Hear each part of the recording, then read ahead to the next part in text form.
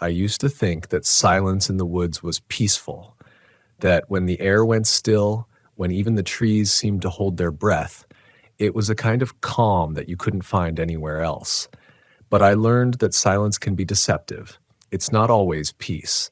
Sometimes it's the world around you waiting for something to happen. That's what I remember most about that night, the way the silence felt heavy, like the whole forest was listening. My name's Aaron. I'm 34, and I've spent most of my life chasing quiet places. I work construction during the week, but on weekends I take off into the wilderness, camping wherever the road runs out. I grew up in Oregon, and when I was a kid, my dad used to take me out to Mount Hood every summer, teaching me how to set up a tent, start a fire, and respect the woods. He used to say, "The forest watches you back, son. Always act like you're being seen." I used to laugh at that. I don't laugh about it anymore. It was late October when I took my old camper van out to a remote campsite near Timothy Lake. The leaves had already fallen, and the first hints of winter were crawling into the valley. I wasn't looking for company, just a quiet night under the trees, a small fire, and maybe a chance to clear my head. I'd been through a rough year, a breakup, too many bills, the kind of stretch where everything feels slightly off. Camping always reset me. But this trip didn't give me peace. It gave me something else, something that still wakes me up some nights, making me think twice before striking a match. The spot I found was perfect, a clearing just large enough for my van, ringed by pines that reached so high they seemed to swallow the stars. The lake wasn't far, a soft ripple in the dark beyond the trees. I could smell the damp earth, the faint sweetness of pine sap, the cool mineral scent of water drifting through the night. It felt untouched. I built a small fire, cooked some beans, poured a cheap beer into a tin cup, and settled in. The first few hours passed quietly, just the crackle of fire and the whisper of wind through the branches. Then I noticed something strange about the flames. It wasn't the color or the sound. They danced normally enough, but the way they seemed to form shapes, brief flickers that almost looked like eyes.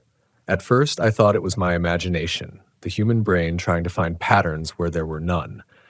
But the longer I stared, the clearer it became. Faces, dozens of them. Emerging and vanishing in the orange glow, men, women, some older, some young, all watching me silently from within the fire. Their eyes didn't move, but I could feel them seeing me. I leaned forward, squinting, my breath catching. The wind shifted and the flames bent with it, reshaping those features, pulling them apart and then reassembling them like smoke on a breath. I remember whispering to myself, "It's just the heat, just the air." But there was something in the air that night, something that felt thick, charged. The woods around me had gone completely still. Even the crickets had stopped. I reached for my flashlight and shined it around the camp, half expecting to see someone there, a prankster, maybe, or another camper hiding in the dark. But there was nothing, just the trees, their bark pale and silent in the beam of light. When I turned back to the fire, the faces were gone. The flames danced normally again. I tried to shake it off, convincing myself it was exhaustion, maybe the flicker of shadows playing tricks on my eyes.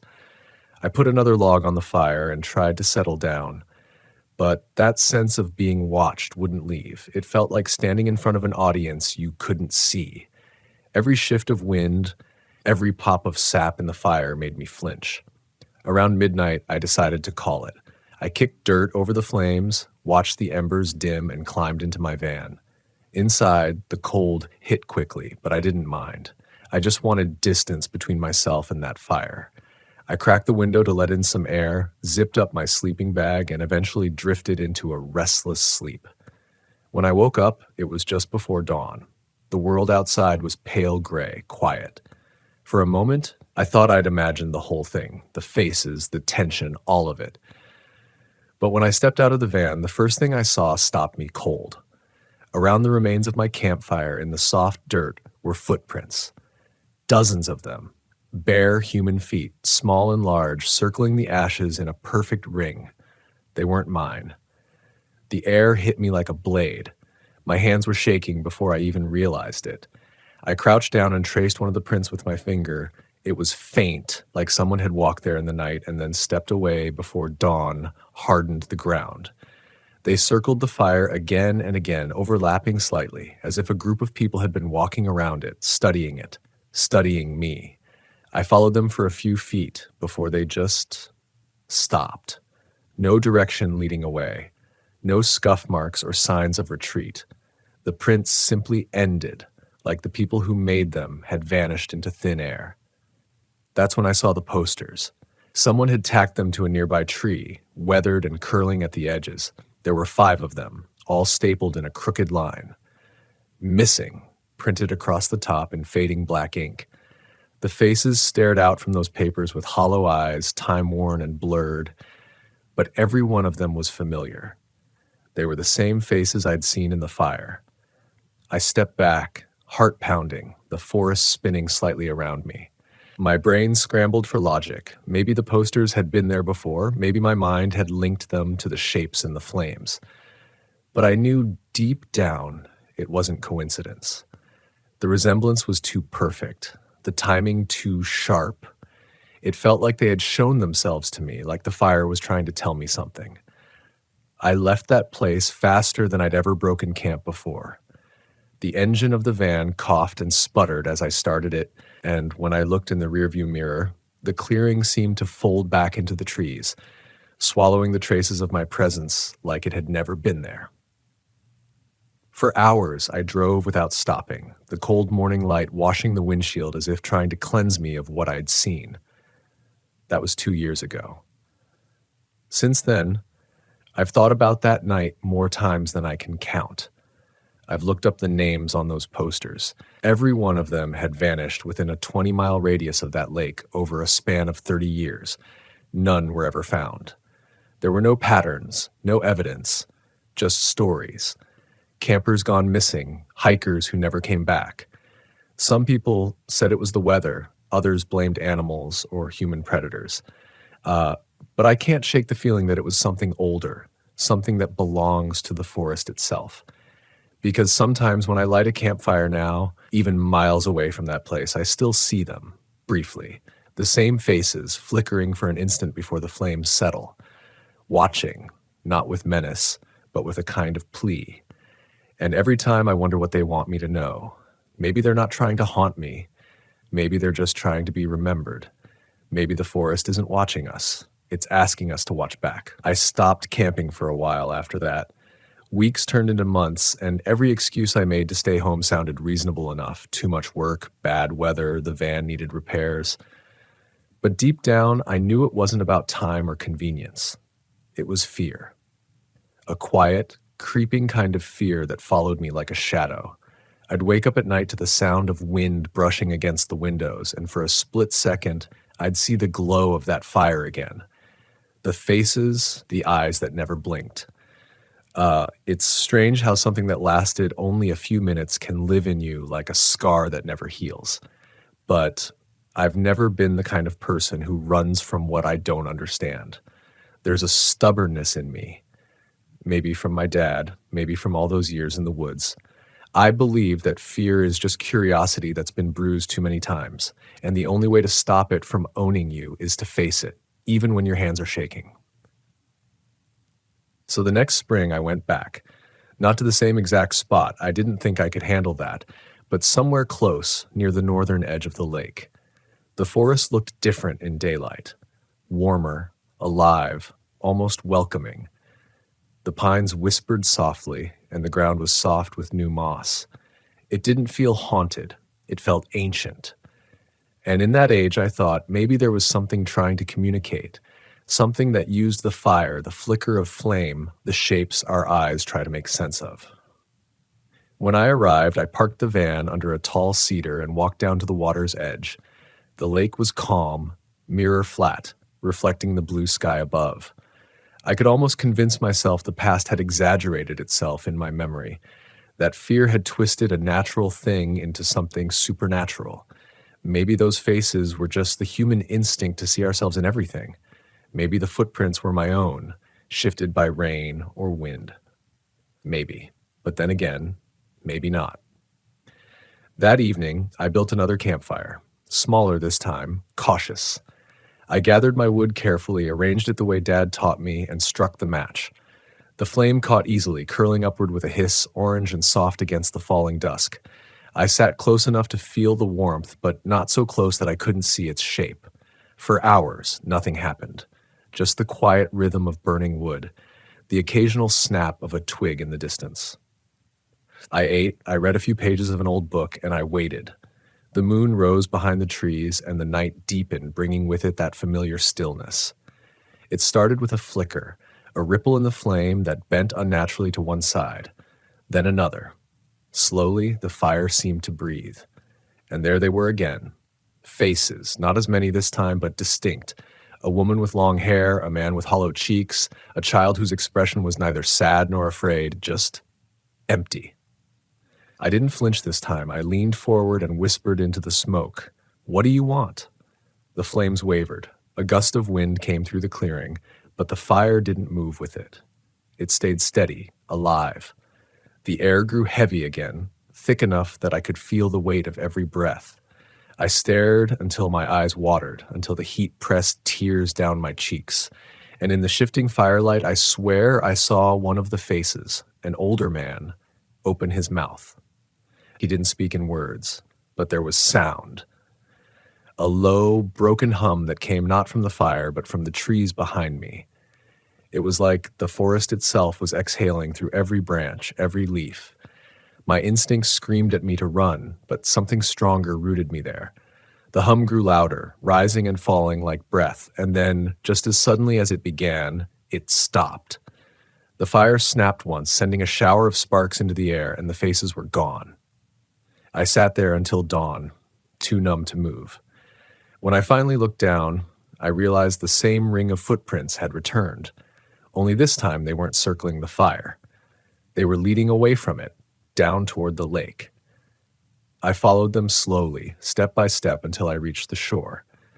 The first light of morning was spilling over the horizon, turning the surface of the lake into gold. And there, just beneath the shallow water, something glinted. I crouched down, brushing aside the ripples, and saw a small metal tag half buried in the mud. A camping dog tag. Rusted, faded, but with a name still barely visible. It matched one of the missing people on the posters. I don't remember how long I stood there, holding that tag. The sun climbed higher, the fog lifted, and the forest began to stir again. Birds calling, insects humming. Everything was alive. Everything except the silence that still hung inside me. It felt like I had witnessed something that wasn't meant for human eyes, something the world itself was trying to forget. I packed up that morning, but I didn't leave right away. Before I went, I took one last look at the ashes of my fire. I don't know what made me do it, but I whispered, "I see you." Not as a prayer, not as a plea, just an acknowledgement. And as I turned to leave, I thought I saw the faint outline of a handprint in the dirt beside the circle of footprints, fingers spread as if in gratitude. Ever since then, I've been haunted in a different way, not by fear, but by wonder. Because maybe the woods aren't just trees and soil. Maybe they hold memories, echoes of those who disappeared into them, stories waiting to be heard. Maybe those faces in the flames were never meant to frighten me. Maybe they were trying to remind me that when we walk into nature, we're not walking alone. We're stepping into a space layered with every life that's ever touched it. And sometimes, if we're quiet enough, they look back.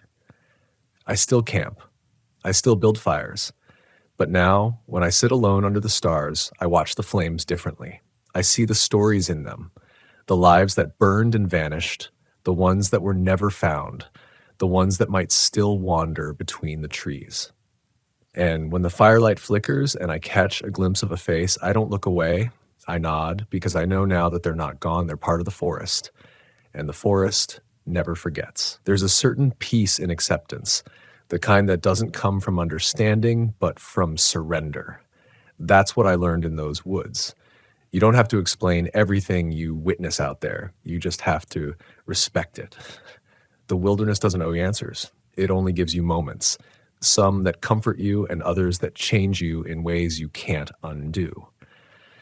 When I got home after that second trip, people could tell something was different about me. My coworkers noticed I'd stare at campfire videos during lunch. My friends said I spoke softer, like I was listening for something no one else could hear. Maybe they were right. I was listening.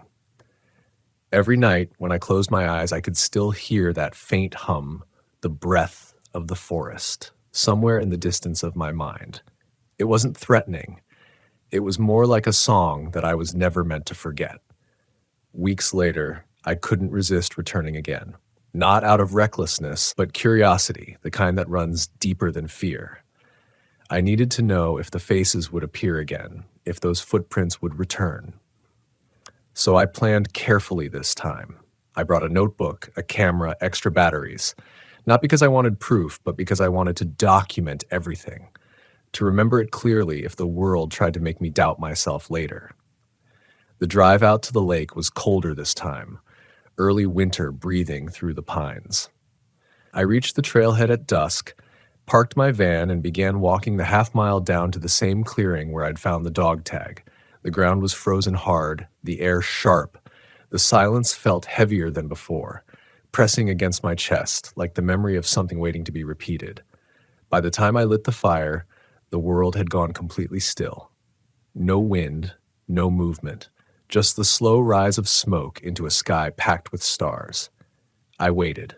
For hours, the flames burned clean and ordinary. I almost convinced myself nothing would happen this time. But then, near midnight, I heard it. Not the hum, but footsteps. Slow, deliberate, moving through the forest just beyond the reach of the light. I called out. "Hello?" The sound stopped, then started again, circling me at a distance. My heart began to pound, but not from panic. It was the kind of fear that feels alive, sharpened by the realization that you are not alone. I stood up, holding the flashlight in one hand, the beam shaking slightly as I turned. Nothing, just black trees reaching upward like ribs around a heart. Then the footsteps stopped. I turned back toward the fire and froze. Across from me, on the other side of the flames, stood a figure, a man. His face was barely visible through the smoke, but the firelight shimmered across his eyes, reflecting the same faint glow I'd seen in the fire before. I knew that face. I'd seen it on the missing posters, in the shapes of the flames. For a long time, we just stared at each other. Neither of us spoke. There was something in his expression that wasn't menacing. It was sorrow, a quiet, unbearable kind of longing. I remember whispering, "What do you want me to do?" The fire popped, sending a rush of sparks between us, and then, like smoke caught in a draft, he began to fade. Slowly, until there was nothing left but the flicker of firelight dancing in the same place where he had stood. The hum returned then, soft, deep, like a heartbeat beneath the earth, and as it rose and fell, the fire shifted. In the flames, I saw not faces this time, but scenes, shadows of people walking through the forest, carrying lanterns, searching, the missing ones, the lost. Each step they took left a faint trail of light that dissolved into the trees. It was beautiful in a way that hurt to look at, like grief transformed into something sacred. Then the flames calmed, the hum stopped, and everything went still again. I didn't sleep that night. I sat by the ashes until dawn, staring into the cold remnants of what had burned, feeling something inside me shift, something deep and wordless. When the first light broke through the trees, I knew what I had to do. I spent the next few months talking to families of the missing. I told them I'd been camping near Timothy Lake and had found a tag with their loved one's name. Some were polite, some skeptical, some broke down crying. I didn't tell them about the faces or the fire.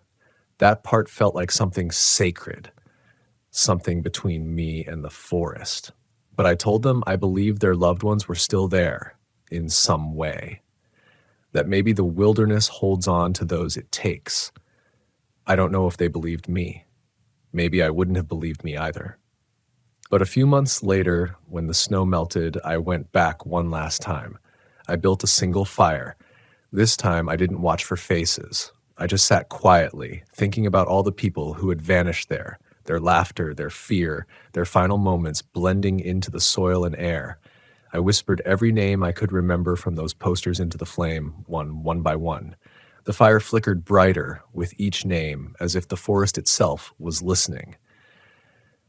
And then for a brief, breathless moment, I saw them again. Not in the fire, but standing just beyond it. Dozens of them, side by side, faint and shimmering like reflections in water. No longer lost, no longer silent, just there, watching. And in that stillness, a warmth spread through me, one that had nothing to do with the fire. It felt like they were saying goodbye. The flames dimmed, the figures faded, and the forest exhaled. That was the last time I saw the campfire faces. But I carry them with me, always. When I'm driving down an empty highway at night, I sometimes see their reflections in the glass, soft, fleeting, almost like the flame's memory following me home.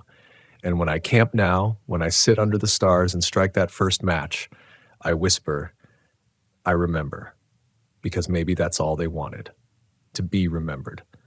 The forest never forgets the ones it's taken. It holds their echoes in the roots, their stories in the wind, their faces in the firelight. And if you listen closely enough, if you really pay attention, you'll realize the forest isn't trying to scare you. It's trying to teach you something, that life is fragile, that the things we lose don't truly vanish, that somewhere in the darkness, there's still a light waiting to be seen. And when you see it, when you finally recognize the faces in the flame, not as strangers, but as reminders of your own fleeting place in this world, then you'll understand what I did. That the fire doesn't just burn, it remembers. It always remembers. I think what stayed with me the most wasn't the fear, it was the responsibility. Once you've seen something like that, something that whispers beyond explanation, you can't just go back to pretending the world is ordinary. You start noticing the small things that others miss, the flicker of light in a dying campfire, the way the wind seems to pause before it moves through the trees, the quiet language of the wilderness that we've forgotten how to hear. Since that last night at the lake, I've visited dozens of campsites across the country, each one different, but somehow familiar. The same kind of silence, the same scent of earth and pine. And every time I build a fire, I feel that same quiet presence hovering in the smoke, just out of sight. Sometimes I talk to it, not out loud, but in my thoughts. I tell it about my life, how things have changed, how I still wander, still search, still listen. I tell it I'm trying to live differently now, because that's what the forest taught me, that everything alive leaves a trace. Every sound, every memory, every soul. We're all just echoes waiting for someone to notice. The fire faces, those silent watchers, they were never there to harm me. They were reminders of what happens when we forget to pay attention, when we move through nature like ghosts ourselves. I think back often to that first night, the way I dismissed my father's words when I was young. The forest watches you back. I used to take that as a warning. Now I take it as a promise, because when you're out there, beneath the canopy of trees that have seen centuries pass, you realize how small you really are, and somehow that smallness feels sacred. There's something about standing in front of a campfire alone, the night pressing in around you, the flames breathing like a living thing. The heat touches your skin, but the light touches something deeper, something you didn't know was waiting inside you. Maybe that's why the forest revealed itself to me. Maybe it knew I needed to be reminded that fear and reverence are not opposites. They're the same current flowing in different directions. I don't tell these stories to scare people. I tell them because they mean something. Because every person who goes missing in those woods deserves more than a poster on a tree. They deserve to be remembered, to be seen in the glow of every fire that burns where they once stood. And maybe, if enough of us remember them, their echoes will finally rest. Now, whenever I camp, I leave a circle of stones around the fire pit before I leave, a small ritual of respect. I don't know if it does anything.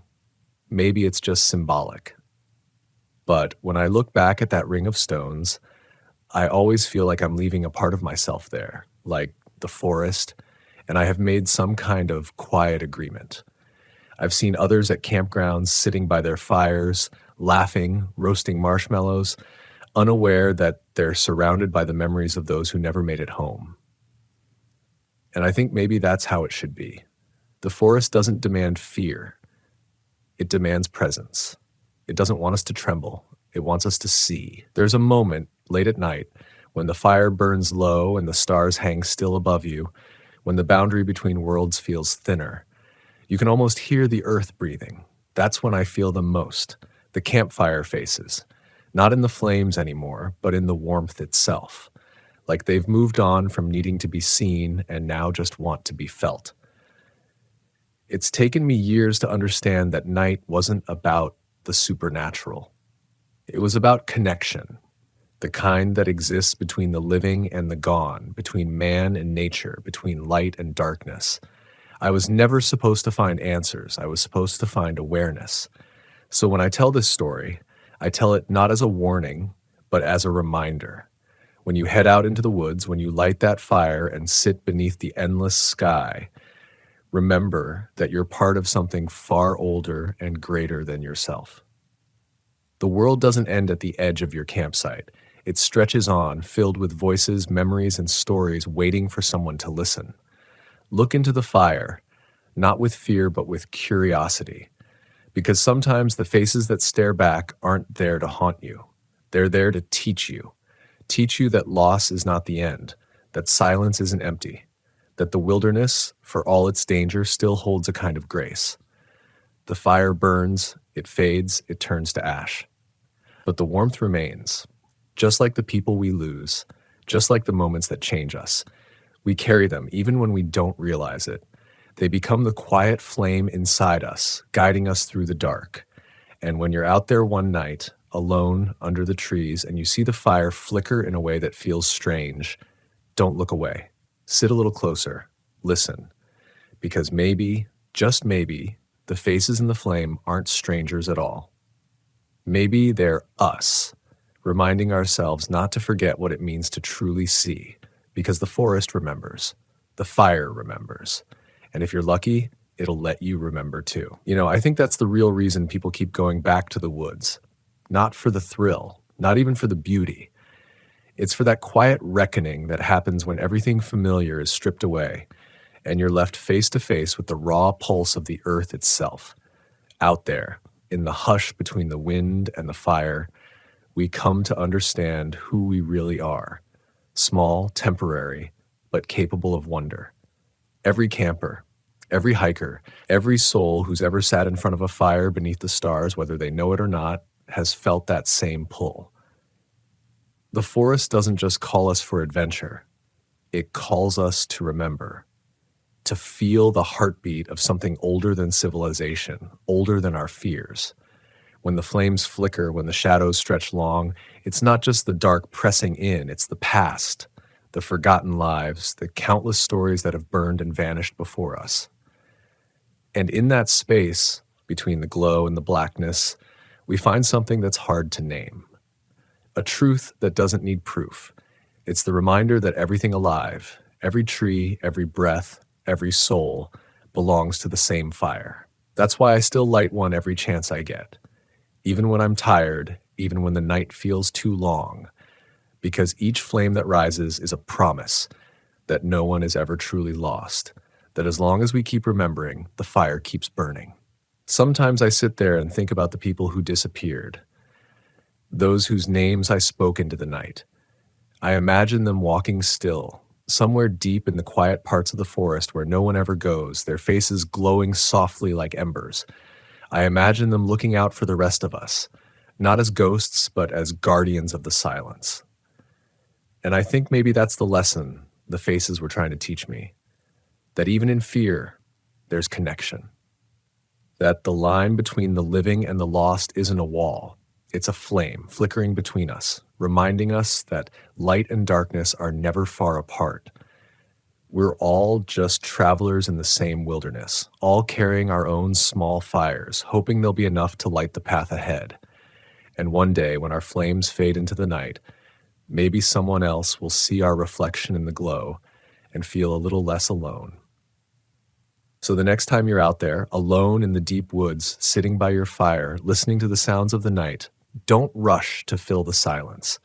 Don't turn away from the shadows. Watch the flames. Watch closely. Because sometimes, if you sit long enough, the fire will show you faces too. Not to frighten you, but to remind you that everything you are, everything you've ever loved or feared or lost, it's all still here, burning quietly in the heart of the wilderness. And when you walk away in the morning, when the ashes cool and the world feels heavy again, you'll carry a piece of that fire inside you, a warmth that will guide you through every dark place life takes you, because the fire never truly dies. It just changes form. It becomes memory. It becomes love. It becomes the light that keeps us moving forward through the unknown. That's what the campfire faces taught me, that fear and beauty are the same flame, that what's gone is never really gone, and that the forest, just like us, remembers everything. So if you ever find yourself out there in the dark and you see something watching from the firelight, don't be afraid. Just nod, whisper your name, and let the forest whisper yours back. Because in the end, that's all any of us are. A moment of light in the endless woods, a flicker in the flame, a face in the fire. I'd camped in silence before, but never like this. Never the kind that felt alive. When I first rolled into the valley, the world still made sense. It was late autumn, the kind of cold that made the air metallic in your throat and turned your breath into smoke long before sunset. The forest around me, pine and aspen, all bones and gold, felt endless. My friends followed in a pair of old Jeeps, headlights cutting through dust, their laughter rising through the trees in bursts. I remember thinking how nice it was to be away from the cities, away from everything that hummed, clicked, and demanded attention. We just wanted quiet. That was the joke we'd made on the drive up, how badly we all needed quiet. The valley sat between two ridges, with a dried riverbed carving a pale scar across it. We parked near a line of birch trees that had long lost their leaves, their white trunks glowing faintly in the fading light. I could see my reflection in the side of my thermos as I poured the last of my coffee, my face lined with exhaustion and relief. We'd been planning this trip for months, no cell service, no generators, just a fire, tents, and open sky. The others, 3 of them, set up camp near the tree line, their voices echoing faintly through the crisp air. I set my tent apart, closer to the ridge, where I could look down at the valley floor. There was something beautiful about how still everything looked down there. Even the wind felt like it had been caught in amber. By the time we built the fire, the world had turned blue. Shadows lengthened, and a soft fog began to creep from the basin, moving in slow, liquid shapes. It gathered near the ground, curling around roots and stones. Someone joked it looked like smoke from something ancient burning beneath the earth. We laughed, clinking tin cups, talking about everything and nothing, the kind of talk that fills the gaps before true silence takes over. I don't remember the exact moment when the fog started to climb. One minute it was just drifting below the ridge. The next it had thickened around our legs like cold breath. It wasn't the kind of mist that dissolved when you waved your hand. It was dense, tangible, and oddly warm, carrying a faint, wet smell of moss and iron. Then, little by little, the night began to lose its edges. It started with the fire. The crackle softened until it wasn't there at all. I could still see it, the flames dancing, the wood glowing, but there was no sound. I blinked, leaned closer, tried to listen. Nothing. Not a hiss, not a snap. The silence pressed in, so heavy that I could feel it in my chest, like air had become thicker. One of the others said something. I saw her lips move, her brow furrow, but her voice didn't reach me. It was like watching a film with the audio stripped out, everyone moving, reacting, but trapped in a world that no longer had vibration. I stood up fast, too fast, and the chair clattered backward, or at least it should have. I saw it hit the ground, but I didn't hear it. My pulse began to hammer, loud and frantic, but even that sound was gone. It wasn't just outside silence, it was internal too. No heartbeat, no rush of blood, no breath in my ears. Nothing. I stumbled toward the others, waving my hands, shouting. I could see my own mouth forming words, but even my voice didn't exist. Panic bloomed through us. We tried to speak, to shout, to laugh nervously, but it was useless. All communication became desperate gestures, pointing, mouthing, writing in the dirt. We checked our phones, even though we knew there was no service. One of the guys tried playing music, but the screen just showed the song timer counting up. No sound. By then, the fog had completely swallowed the camp. The world turned gray-white, and distance meant nothing. I could barely see the firelight glowing 5 feet away. Shadows bent and stretched strangely in the mist as if space itself had softened. Someone ran to the jeeps. I followed, flashlight beams slicing through fog like liquid marble. The beam only reached so far before fading into blankness. The engine cranked, but there was no noise, no mechanical whine, no vibration underfoot. Just the motion. He slammed his fists on the steering wheel, screaming in silence, headlights flaring against the fog that didn't reflect properly. That was when I saw something move across the valley floor. At first, I thought it was the light distorting, but it wasn't. Something dark was gliding through the fog below us. Something huge. It wasn't walking, it was drifting, sliding through the whiteness without form, its edges pulsing faintly. Every instinct in me screamed to get back to camp, but there was no sound to scream with. I turned back toward the firelight, but I couldn't see it anymore. Just fog. And then, faintly, something broke the silence. A hum, so low it barely existed. I felt it before I heard it, deep in my bones, like the world had finally inhaled. The others froze. We looked at each other, wide-eyed, and even though we couldn't hear our breathing, I swear I could see the same question in their faces. What was that? The hum grew louder, swelling from beneath us, from the soil itself. I could feel it under my boots, vibrating through the ground. It wasn't mechanical. It was organic, alive. Then, from somewhere beyond the trees came a faint sound like a voice. It wasn't ours. It was distant. Warped by the fog, a whisper stretched thin, syllables that didn't belong to any language I knew. We all turned in the same direction at once, flashlights slicing through the thick air. And in the light I saw movement, shapes, maybe human, standing still among the trees, facing us. Not moving, not breathing, just watching. The humming stopped, the silence returned, and the fog moved closer. I don't know how long we stood there, flashlights trembling in our hands, staring at those shapes in the trees. Time didn't mean much anymore. Without sound, there was no rhythm, no anchor. Just the visual flicker of our beams catching silhouettes that could have been trunks or people. The fog warped everything. Every breath felt slow, heavy, like moving through water. Then one of the others took a step forward. I tried to stop him, waved my arms, grabbed at his jacket, but he shook me off. The light from his flashlight caught on one of the figures. It was close now, closer than I'd realized. Pale, human-shaped, but wrong. Its outline blurred at the edges, like the fog was inside it. When he pointed the light directly at its face, there wasn't one. Just shifting white and gray, as if the mist had gathered itself into something roughly human but unfinished. He stumbled back, dropping the flashlight. It hit the ground and flickered out. Again, no sound. Not even the thud. I backed away, heart pounding against nothing, my hands shaking uncontrollably. My breath should have been loud in my ears, ragged and quick, but there was only silence. The thing didn't move toward us.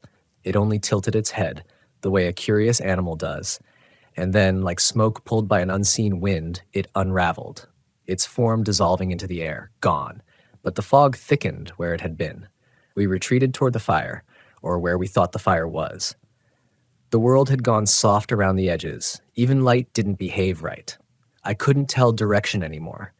Shadows slid across the fog without belonging to anything. My flashlight beam reflected back at me sometimes, like the fog itself had a surface. Finally, I saw the glow of our campfire. It burned, but quieter than ever. Flames flickered, but never cracked. It was like watching something pretend to burn. We sat there together, no one daring to move, the silence suffocating. Someone mouthed, "What was that?" I didn't answer. What could I say? I didn't know anymore what was real. Then, movement again. Not far beyond the firelight, just where the fog turned from white to gray, a shape passed by, Another, then another, slow, deliberate, always just beyond the light.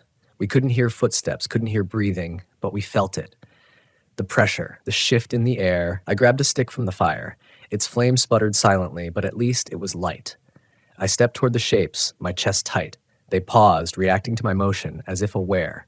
I raised the burning stick higher, and for a split second I thought I saw faces, pale, open-mouthed, half-formed, faces that looked like us. One of them turned its head, and I froze. The movement was slow, deliberate. It looked at me the way a mirror looks back, imitation, not emotion. Then something cold brushed my neck. I spun around, swinging the firebrand wildly. Nothing. Only fog curling against my skin, vanishing before my eyes. I looked back to camp and saw the others were gone. Just gone. Their chairs still there, their bags still there, but the people, gone. My throat tightened. I called out for them, but there was nothing. I didn't even hear my own voice. My lips moved, lungs strained, but no sound existed. The fog swallowed everything. Panic overtook me. I ran toward the ridge where the jeeps were parked. My boots sank into the soft earth of the valley floor, each step heavy and strange. The headlights of the vehicles glowed faintly through the fog, casting long, trembling shadows. When I reached the first jeep, the door was open. The keys were still in the ignition. But no one inside, no footprints leading away. Just that same awful, humming silence. I slammed my hand on the hood in frustration. Still nothing. The absence of noise was maddening. It felt physical, pressing into me, hollowing me out. Then, behind me, came the faintest sound. A whisper. At first, I thought it was my imagination, a memory of noise, some ghost of my mind trying to fill the void. But it came again. Faint, distant. Drawn-out vowels, like someone saying my name underwater. I turned slowly. The fog rippled, folding inward as though something was moving through it. And for a moment I saw them, my friends, standing there, faces pale, mouths open, eyes blank. Each one looked directly at me. Relief washed over me. I took a step forward, then another. Something was wrong. Their clothes were damp and clung to their bodies like second skin. Their hair hung flat, dripping. They didn't move naturally. Each shift of their weight seemed delayed, like a puppet catching up to its strings. When I reached them, I saw their mouths still open, forming silent words. They were trying to speak. I could see it. The shapes of my name, the pleading expressions. Then one of them raised a hand and pointed behind me. I turned. The fog had changed color. It glowed faintly now, pale blue like moonlight under ice. Shapes twisted within it, larger than before, moving faster. The air seemed to pulse with invisible sound. And then came the whisper again, clearer this time, inside my head rather than around me. Stay. I stumbled back. The figures of my friends reached for me, but their faces began to dissolve, skin melting into vapor, eyes collapsing into shadow. One by one, they folded into the fog, their shapes drawn away as if inhaled. The whisper returned, closer now. Not one voice, many, layered, harmonized in impossible tones. Stay. Something touched my arm, cold, wet, soft as breath. I looked down and saw a hand forming out of the mist, fingers coalescing from vapor. It gripped me, pulling gently, insistently. I tore free, stumbling toward the ridge. The air was thick, choking. My flashlight dimmed, flickered, then went dark entirely. And in that moment of blindness, I felt it. Something standing behind me. Close enough to feel the warmth, or maybe the cold, of its shape against my back. The whisper came again, right beside my ear, clear and human this time. You came here for quiet. I froze. The words weren't just in my head this time. They had weight. They pressed against my ear like breath. I could feel them, warm and wet against my skin, even though I still couldn't hear them in any normal way. The syllables rippled through the air like movement in water, more felt than heard. I turned around slowly. There was nothing there. Only fog, endless, suffocating fog. It glowed faintly from the Jeep's headlights behind me, blue-white and rippling. My body refused to move. Every instinct screamed run, but my legs locked in place. Then, just beyond the haze, something began to form again. At first, it looked like another human shape, but its proportions were wrong. Its head too smooth, limbs too long, torso tapering into mist. It stood impossibly still, facing me, almost curious. Stay. This time I heard it. Not through my ears, but somewhere inside my skull. The word vibrated behind my eyes, like sound transmitted through bone. My teeth ached with it. I backed away slowly until I felt the Jeep's cold metal against my back. My fingers fumbled for the door handle, found it, and yanked it open. I climbed inside, slamming it shut. The sound should have been loud, but there was nothing. Just the empty thud I could feel, not hear. The fog pressed against the windows like living flesh. I twisted the key. The engine sputtered, flashed, and died. Again. The dashboard lights flickered weakly before fading out completely. My breath came in shallow bursts. I reached for the radio, desperate for any noise, but it was dead too. Even the static was gone. The silence was perfect, absolute. Then movement. Out of the corner of my eye, something slid past the windshield. Not walking, gliding. I ducked down instinctively. The figure passed again, slower this time, like it was circling the vehicle.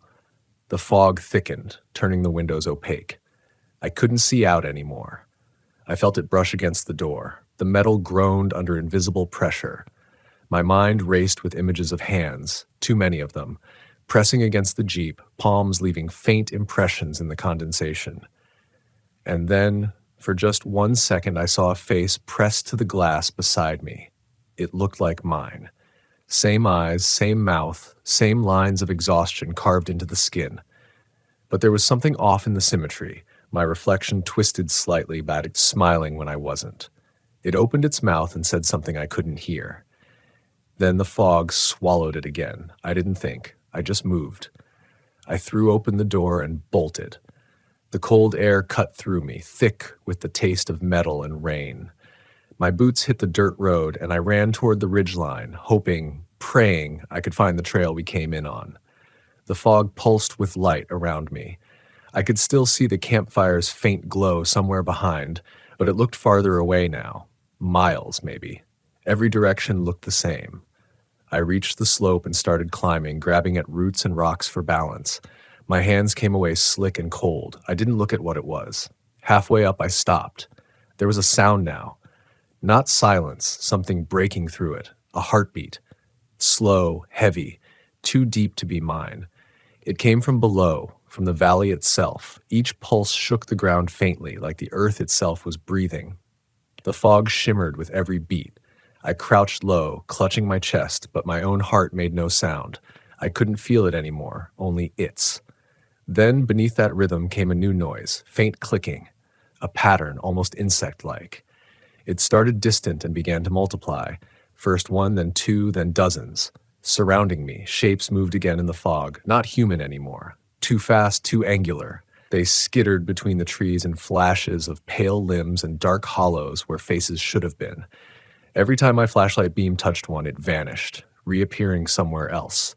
The clicking grew faster. It circled me. I backed up until my heel met empty space and realized I was standing at the ridge's edge. Below me was the valley, an ocean of glowing mist. The hum rose again, that same deep vibration that shook my bones. Then from far below, I saw lights.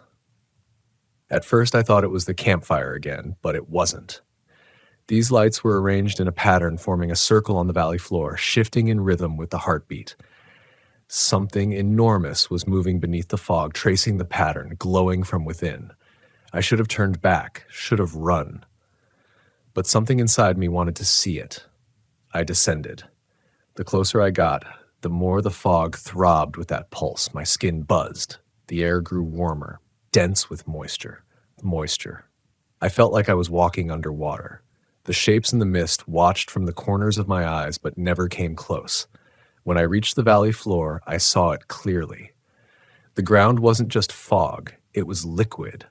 A shallow layer of water spread across the soil, reflecting the light in rippling, unnatural patterns. The lights I'd seen weren't flames, they were openings.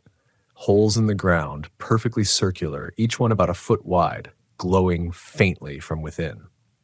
I crouched next to one, my reflection wavering in the surface. Inside, something moved, slow, serpentine. The fog above it pulsed with the rhythm of that deep, invisible heart.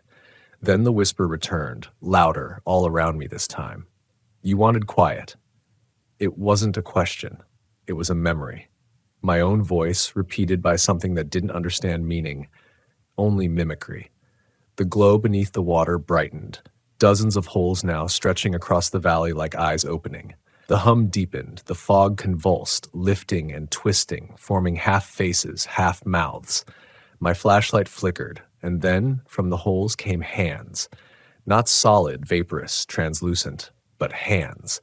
They reached upward, clawing through water and mist, groping for purchase.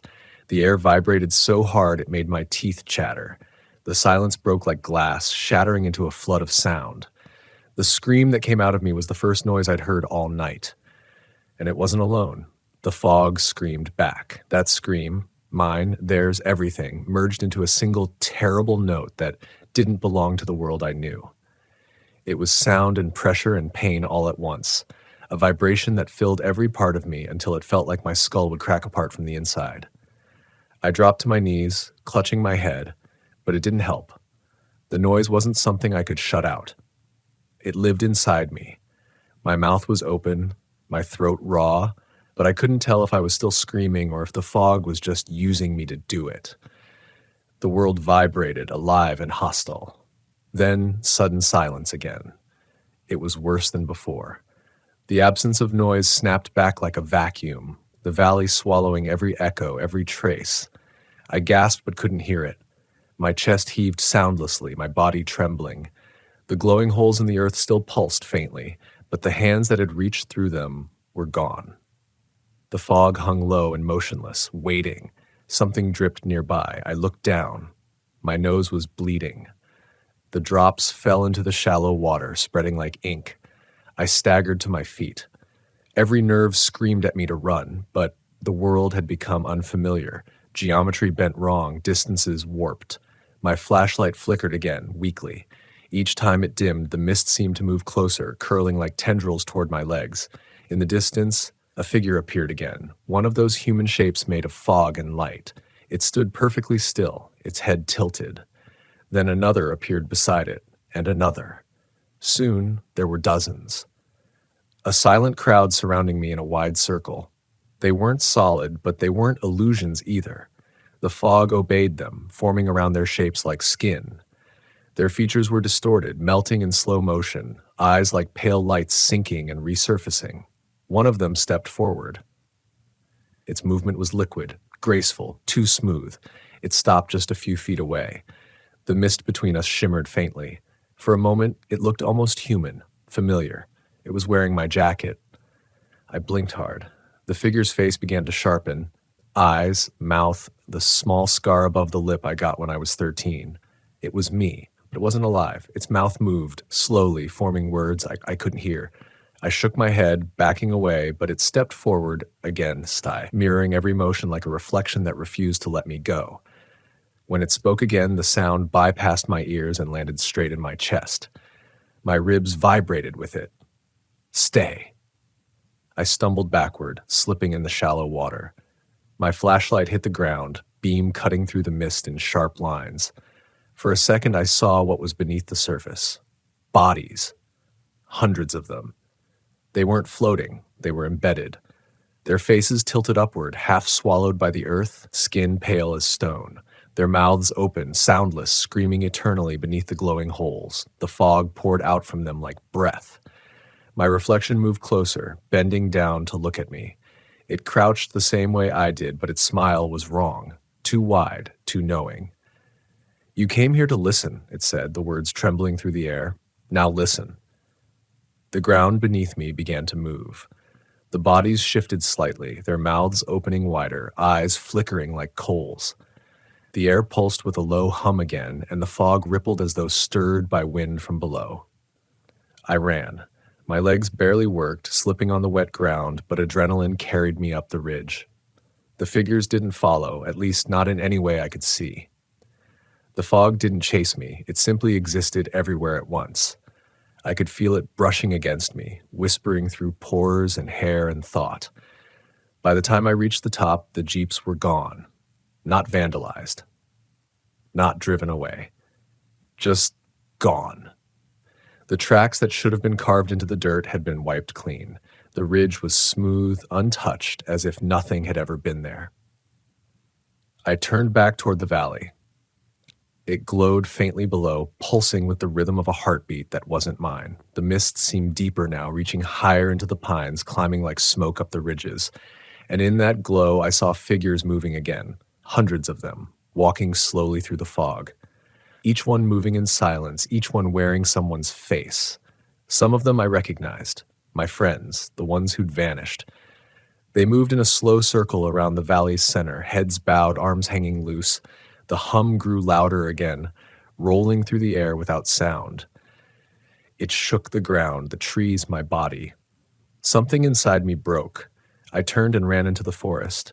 Branches whipped my face, leaves tore at my clothes, but I didn't stop. The fog followed, thinner here but still present, trailing me like smoke. I ran until the world tilted beneath me and I fell, tumbling down a slope into wet earth. When I looked up, I saw a faint light ahead, orange and flickering. Firelight. I stumbled toward it.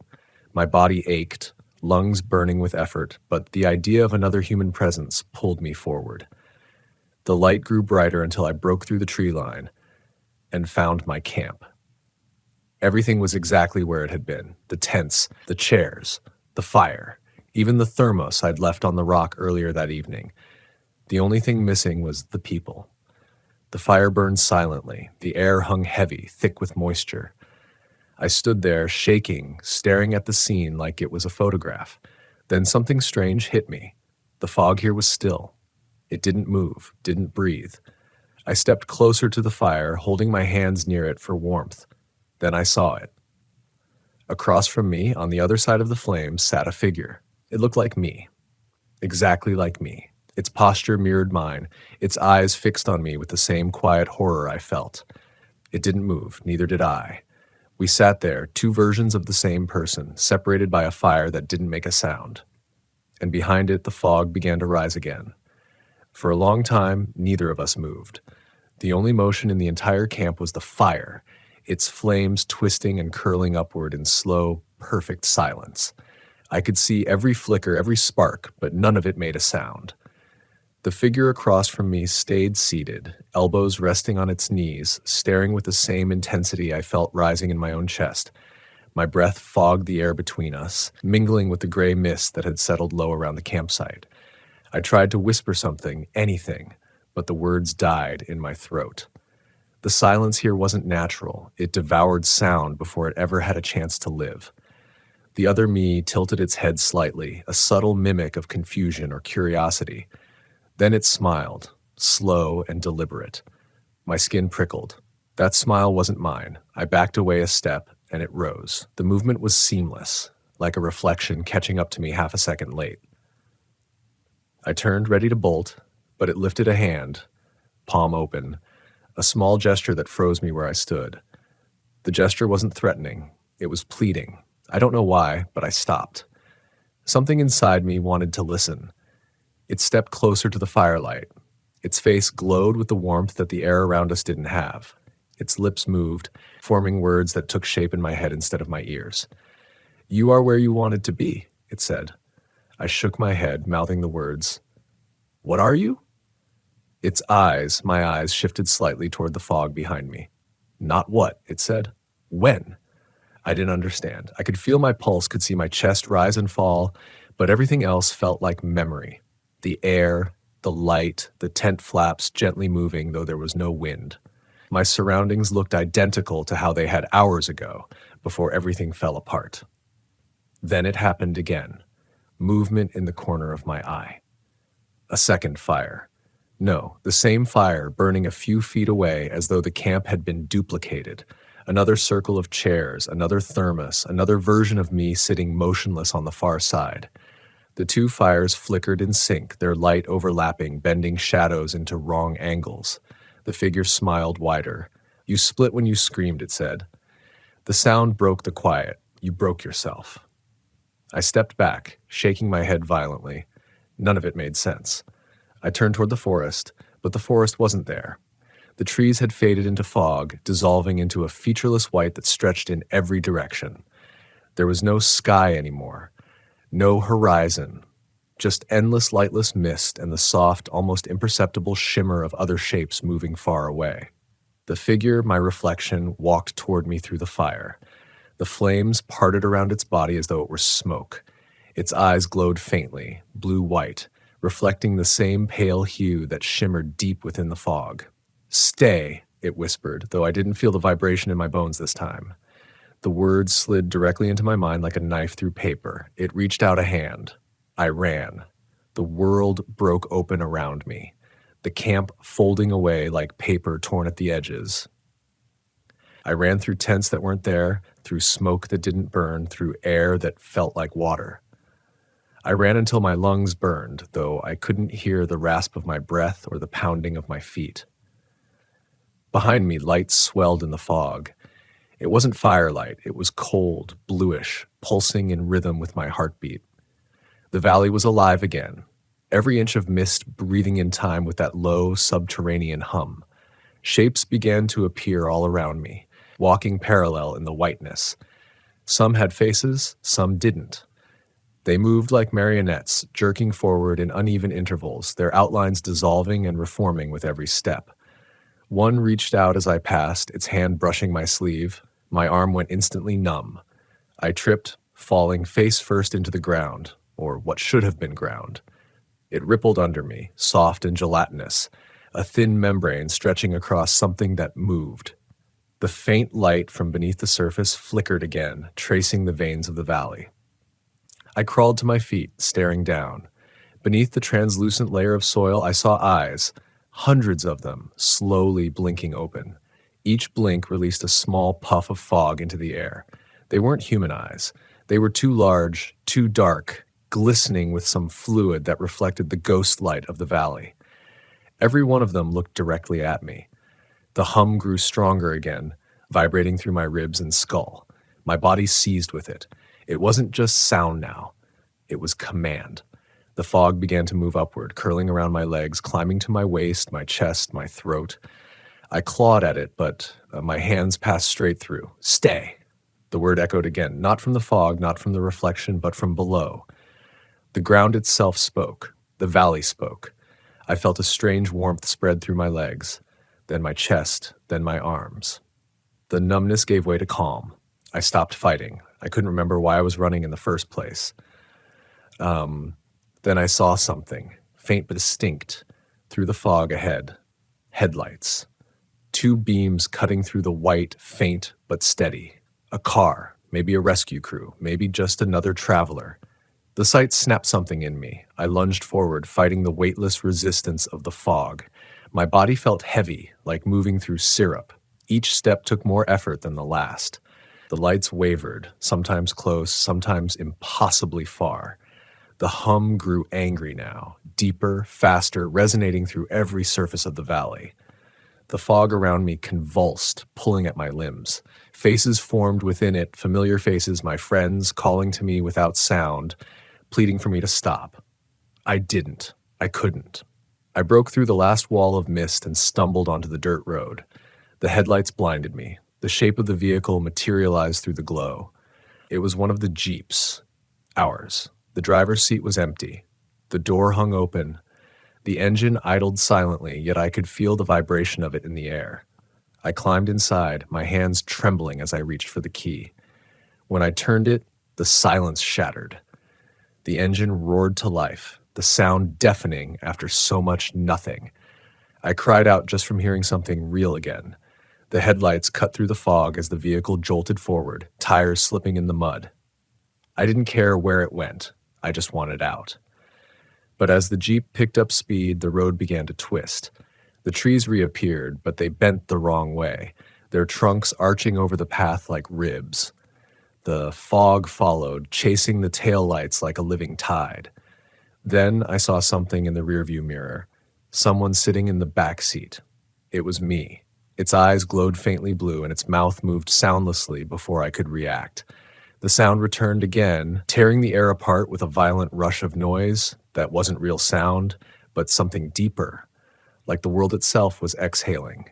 The Jeep swerved. The headlights vanished into the fog, and the world went perfectly quiet again. When I opened my eyes, the first thing I noticed was that everything was still. The Jeep was resting sideways against a tree trunk.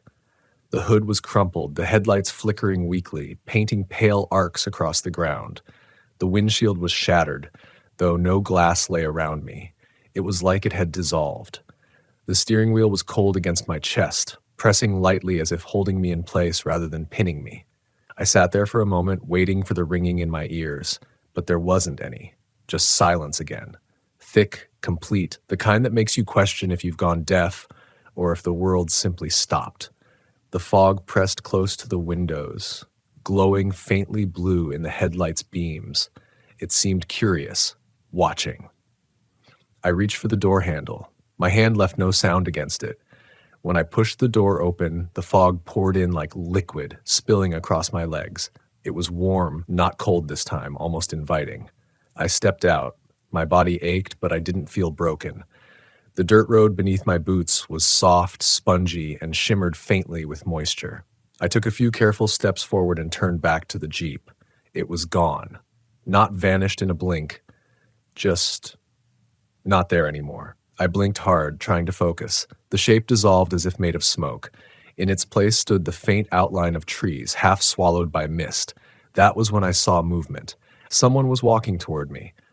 The silhouette was familiar. Tall, slouched, the same pace I remembered from 1,000 hikes. It was me. The same reflection from the campfire, striding through the fog like a ghost returning home. I wanted to run, but the air was thick, almost viscous. My limbs refused to obey. The figure stopped a few feet away, head tilted just slightly. Its face looked calmer now. Older, maybe. "Do you hear it?" it asked. The voice wasn't external. It was inside me again, steady and patient. I shook my head. My throat felt raw from the scream I hadn't heard. "Listen," it said. "It's still here, beneath everything." And then I realized it was right. There was sound again. Not much, but something. A faint vibration in the air. A heartbeat. Not mine. Not the valley's. Just one deep, endless note that stretched beneath all things. It sounded like the ocean trapped in a single breath. The other me took another step forward. Its outline blurred at the edges, fog seeping in and out of it. "The world is never quiet," it said. "You just stopped hearing it. The fog doesn't take sound away, it takes you out of it." I wanted to deny it, to tell it was wrong, but my lips didn't move. My body had gone still, heavy as though rooted to the road. "Every sound is a memory," it continued. "Every echo a shadow. You tried to leave it behind, but silence remembers."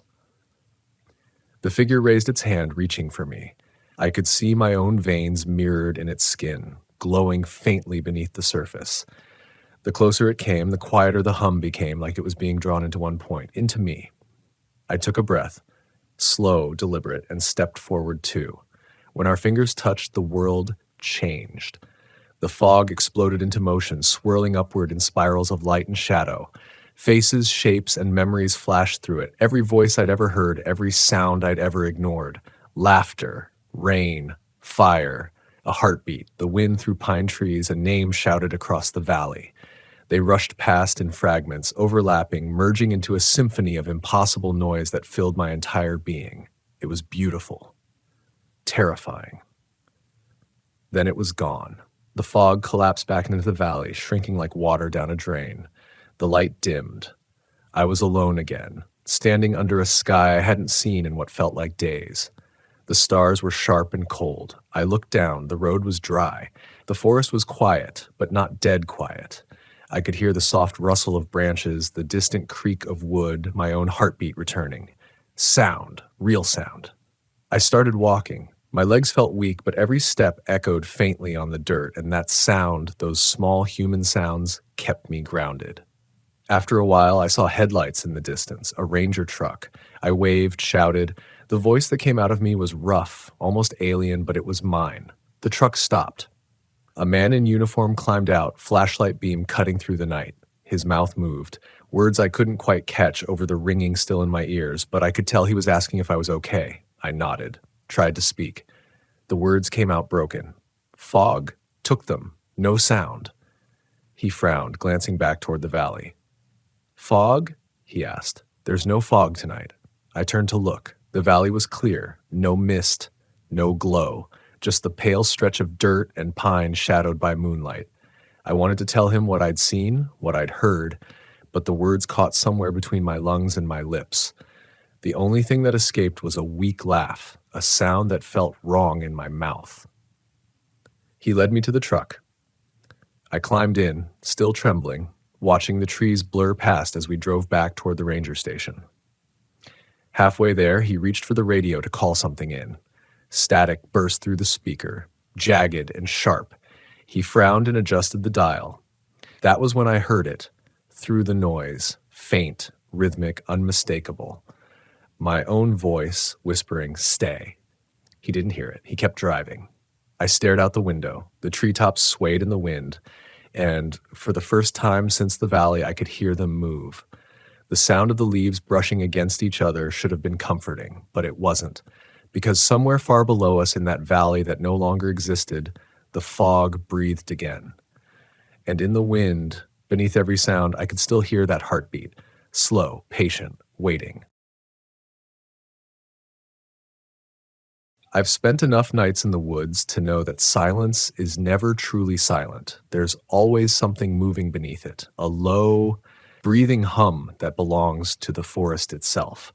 I'd grown used to it over the years, hiking alone through the lesser-known parts of the backcountry, chasing that strange, humbling feeling of being small again.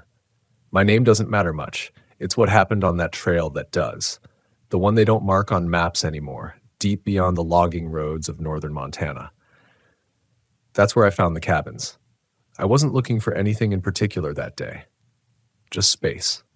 I'd been working too long in the city, waking to traffic and concrete and 1,000 lights that pretended to be stars.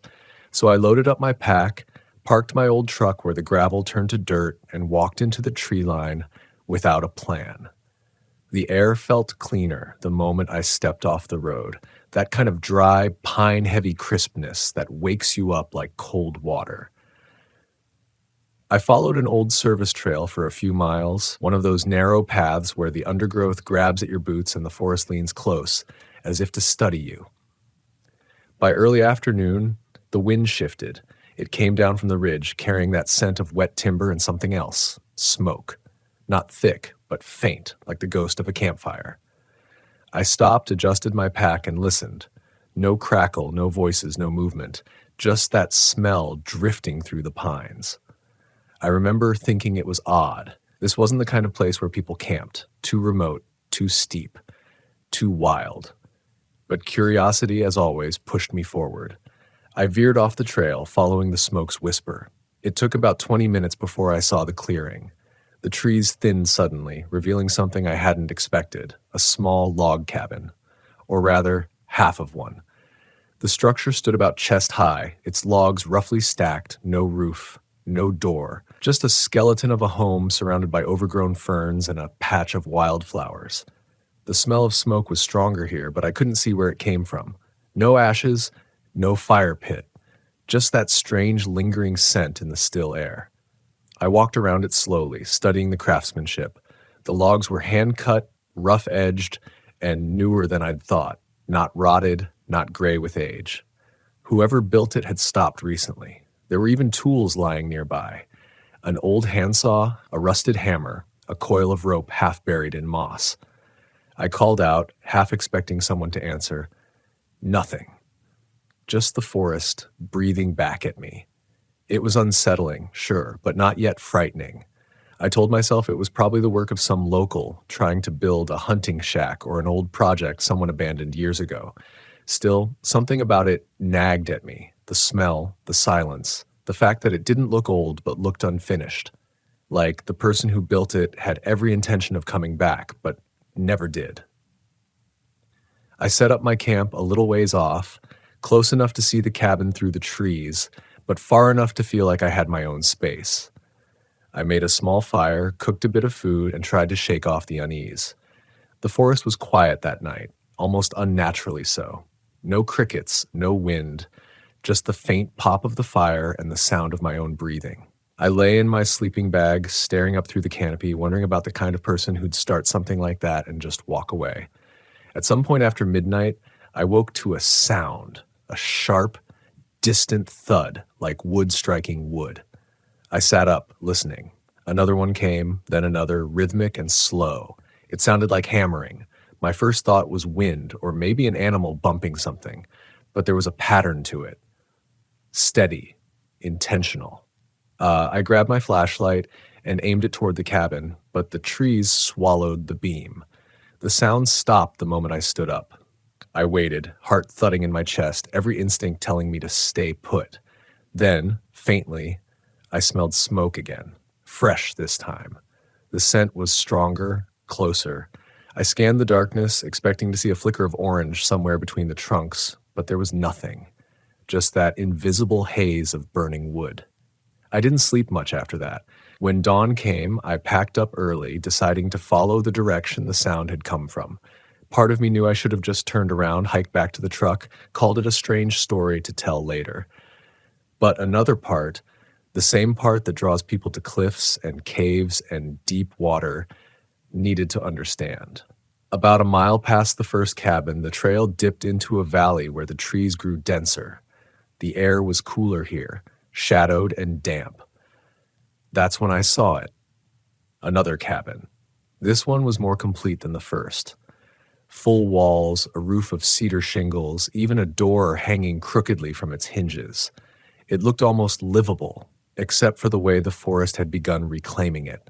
Vines crawling up the sides, moss thick on the roof, and the same scattered tools lying nearby. There was something eerily familiar about it, too.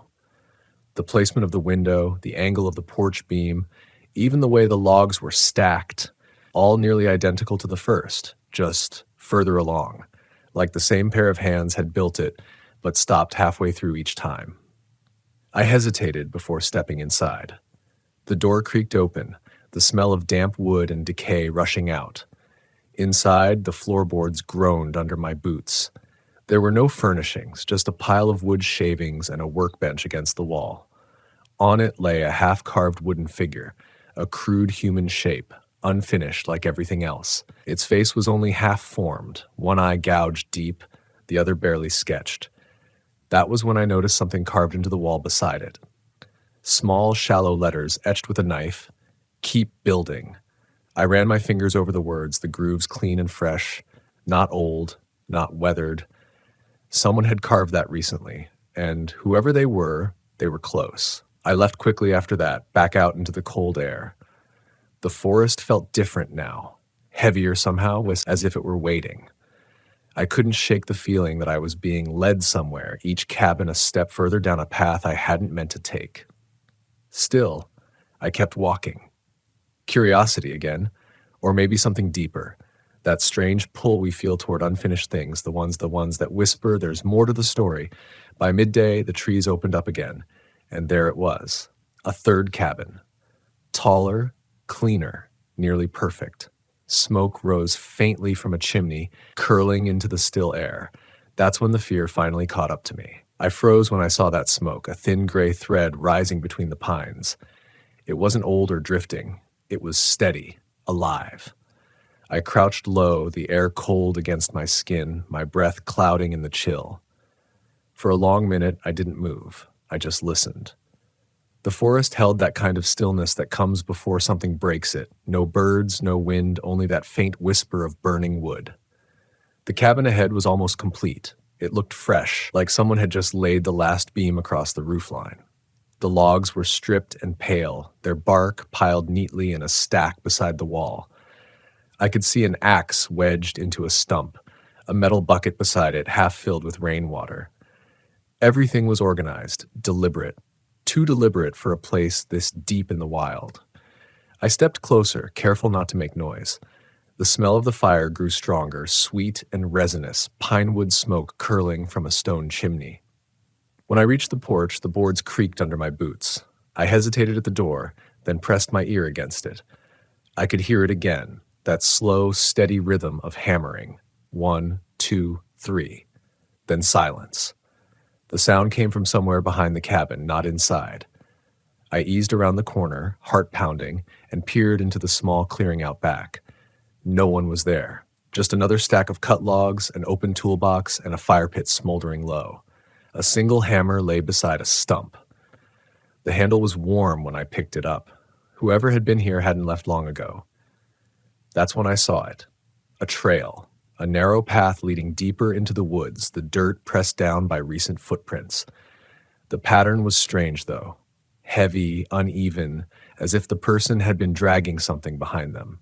I followed it a few paces, eyes scanning the ground. Then I saw the prints stop abruptly beside a half-finished foundation. Another cabin.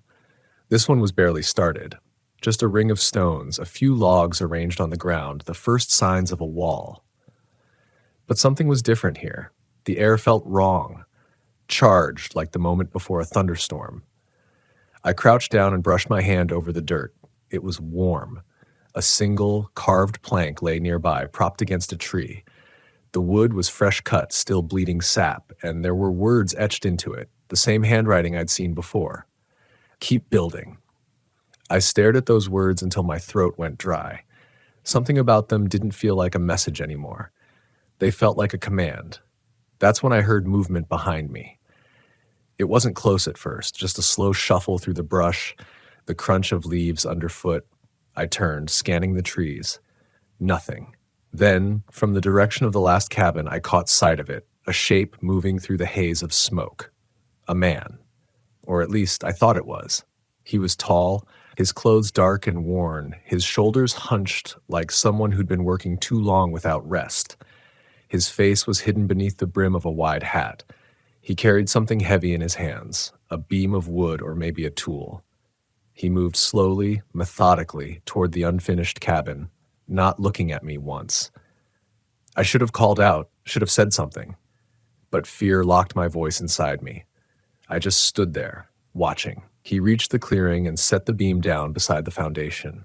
Then, without lifting his head, he picked up the hammer I'd set back on the stump. I hadn't even realized I'd left it there. The sound of hammering started again. Steady. Relentless. I backed away, the sound echoing through the trees. Each strike felt deliberate, almost rhythmic, like the pulse of something that wasn't human anymore. When I reached the tree line, I turned and ran.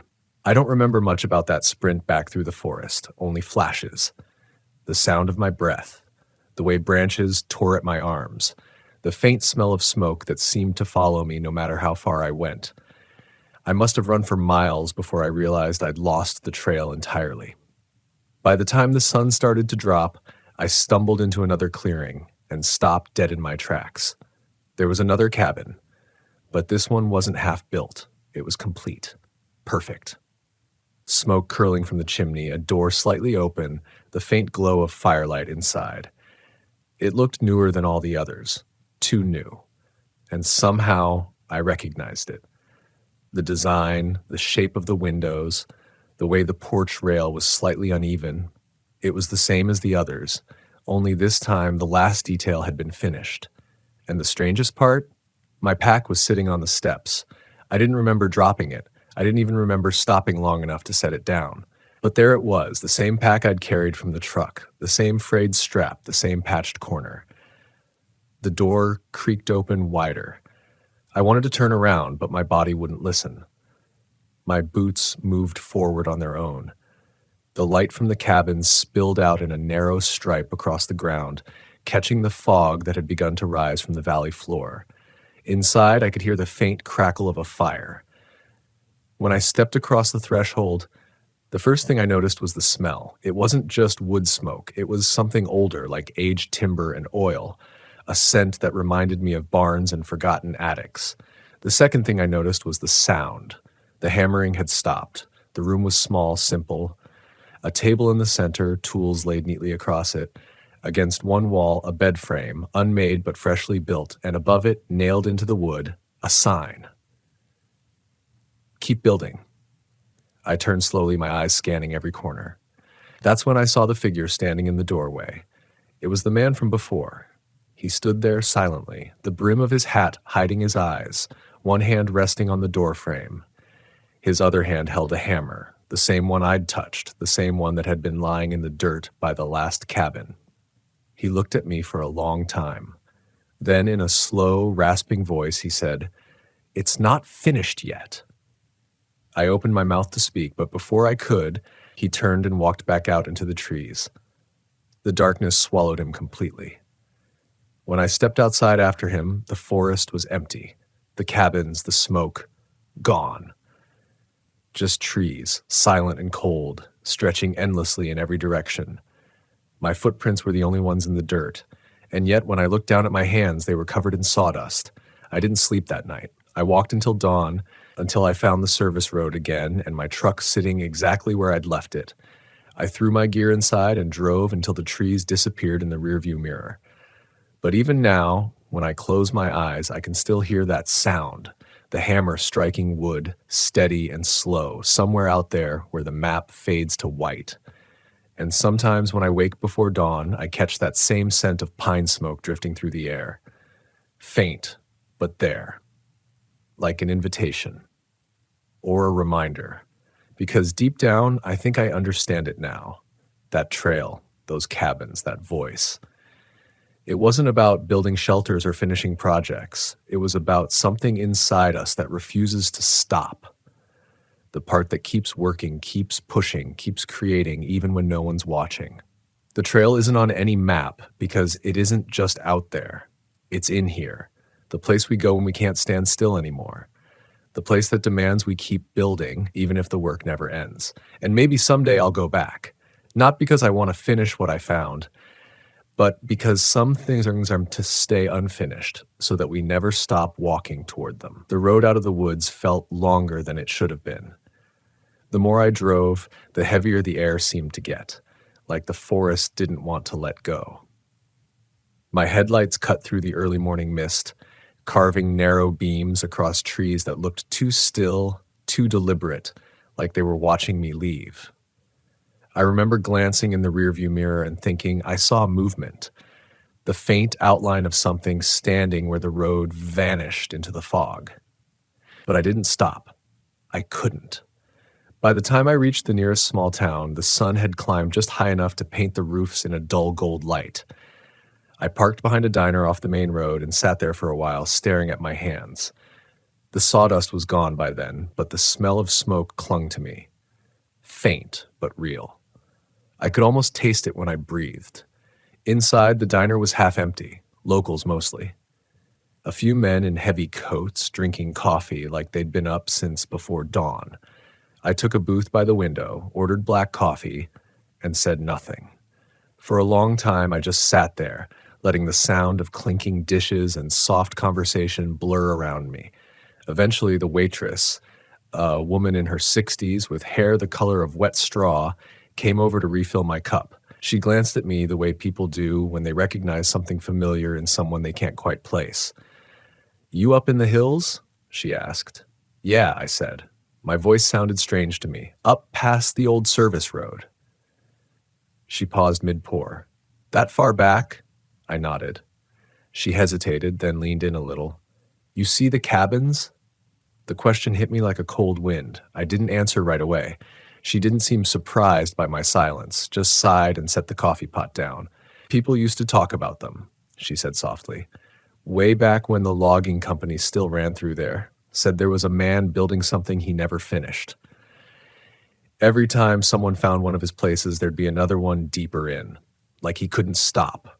Like something was making him keep going." "What happened to him?" I asked. She shrugged. "Nobody knows. Some say he disappeared in a storm. Others say he went so deep he forgot how to come back. But the cabins kept showing up for years after. Always newer. Always empty." She straightened up, gave me a small, uneasy smile. "If you saw them, best leave them be. Some places don't like to be remembered." I didn't respond. I just sat there long after she walked away, staring into the reflection of the glass window, the forest faintly visible in the distance beyond the highway. It didn't feel done with me, like part of it had followed me here, still whispering in the back of my mind. Over the next few weeks, I tried to forget. I went back to work, fell into the rhythm of normal life again. The hum of traffic, the shuffle of people, the endless motion that fills every space in the city. But late at night, when everything went quiet, I'd start hearing it again. That steady, distant thunk, like a hammer striking wood. Sometimes it came from inside my walls, sometimes from nowhere at all. And the dreams, They were the worst part. Always the same. I'm standing in that final cabin, the fire crackling low, the smell of pine thick in the air. I can feel the warmth of it, see the light flicker across the wooden walls. But every time I look down, my hands are building, cutting, shaping, hammering, like I'm finishing something I never started. Then I look up, and through the window I can see new frames rising in the distance. Dozens of them, hundreds, each one waiting, each one newer than the last. I wake up drenched in sweat, my pulse racing, the echo of that hammering still in my ears. I tell myself it's just memory, just imagination. But deep down, I know it isn't. You see, the strange thing about those cabins wasn't just their presence, it was their intention. Each one was more complete, more refined, as if someone or something was learning. Not building homes, but patterns. It was progressing, finishing itself. And somewhere along that trail, it began to mirror me. Because that's what the forest does, in its quiet, unblinking way. It reflects you, your fears, your unfinished pieces, your reasons for wandering where you shouldn't. Those cabins weren't random. They were chapters, each one a version of something I hadn't yet faced. The first was innocence, curiosity without caution. The second was awareness, realizing something was watching. The third was confrontation, standing on the edge of what you can't explain and realizing you might belong to it more than it belongs to you. And the final one, that was understanding, acceptance. The moment I stepped into that last cabin, I wasn't just entering a place. I was stepping into the part of myself that refuses to stop searching, no matter how many times the world tells me to turn back. Keep building. I think about those words every day now. They're carved into me as deeply as they were carved into that wood. I used to see them as a warning, something dark, something obsessive. But the longer I live with them, the more I understand what they meant. We're all builders in our own way, not of cabins or trails, but of moments, of meaning, of the fragile bridges between who we were and who we might become. We start things we can't finish, projects, relationships, versions of ourselves.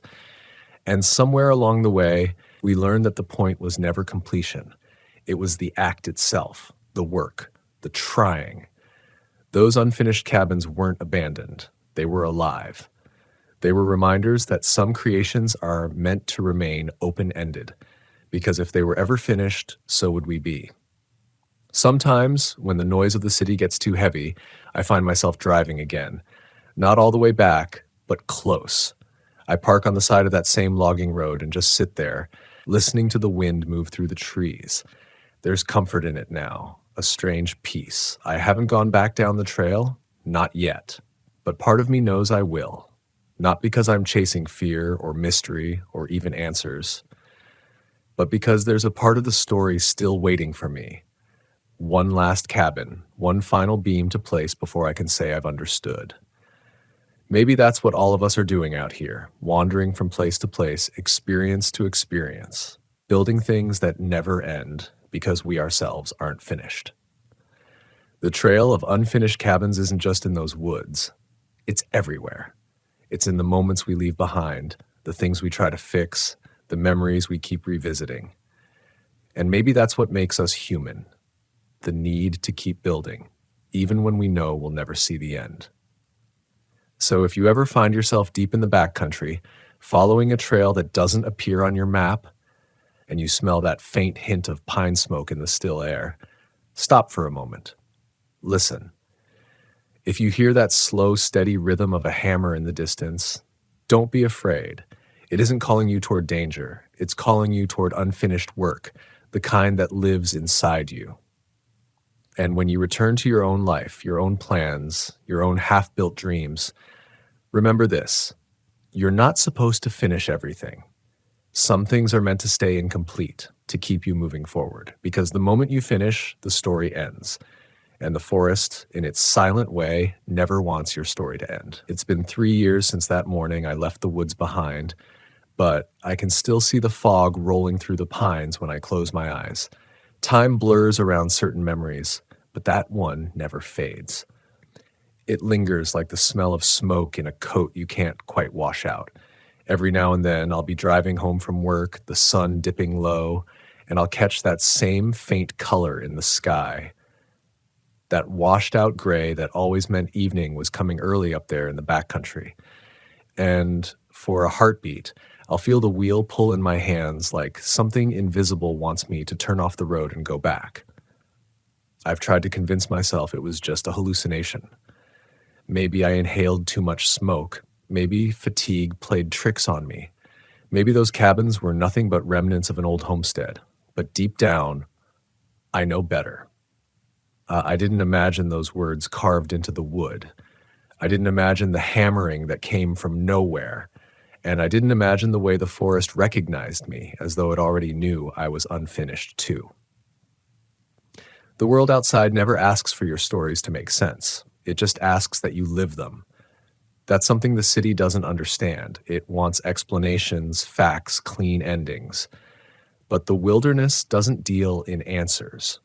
It deals in reflection. It gives you back what you carry inside, whether you're ready to face it or not.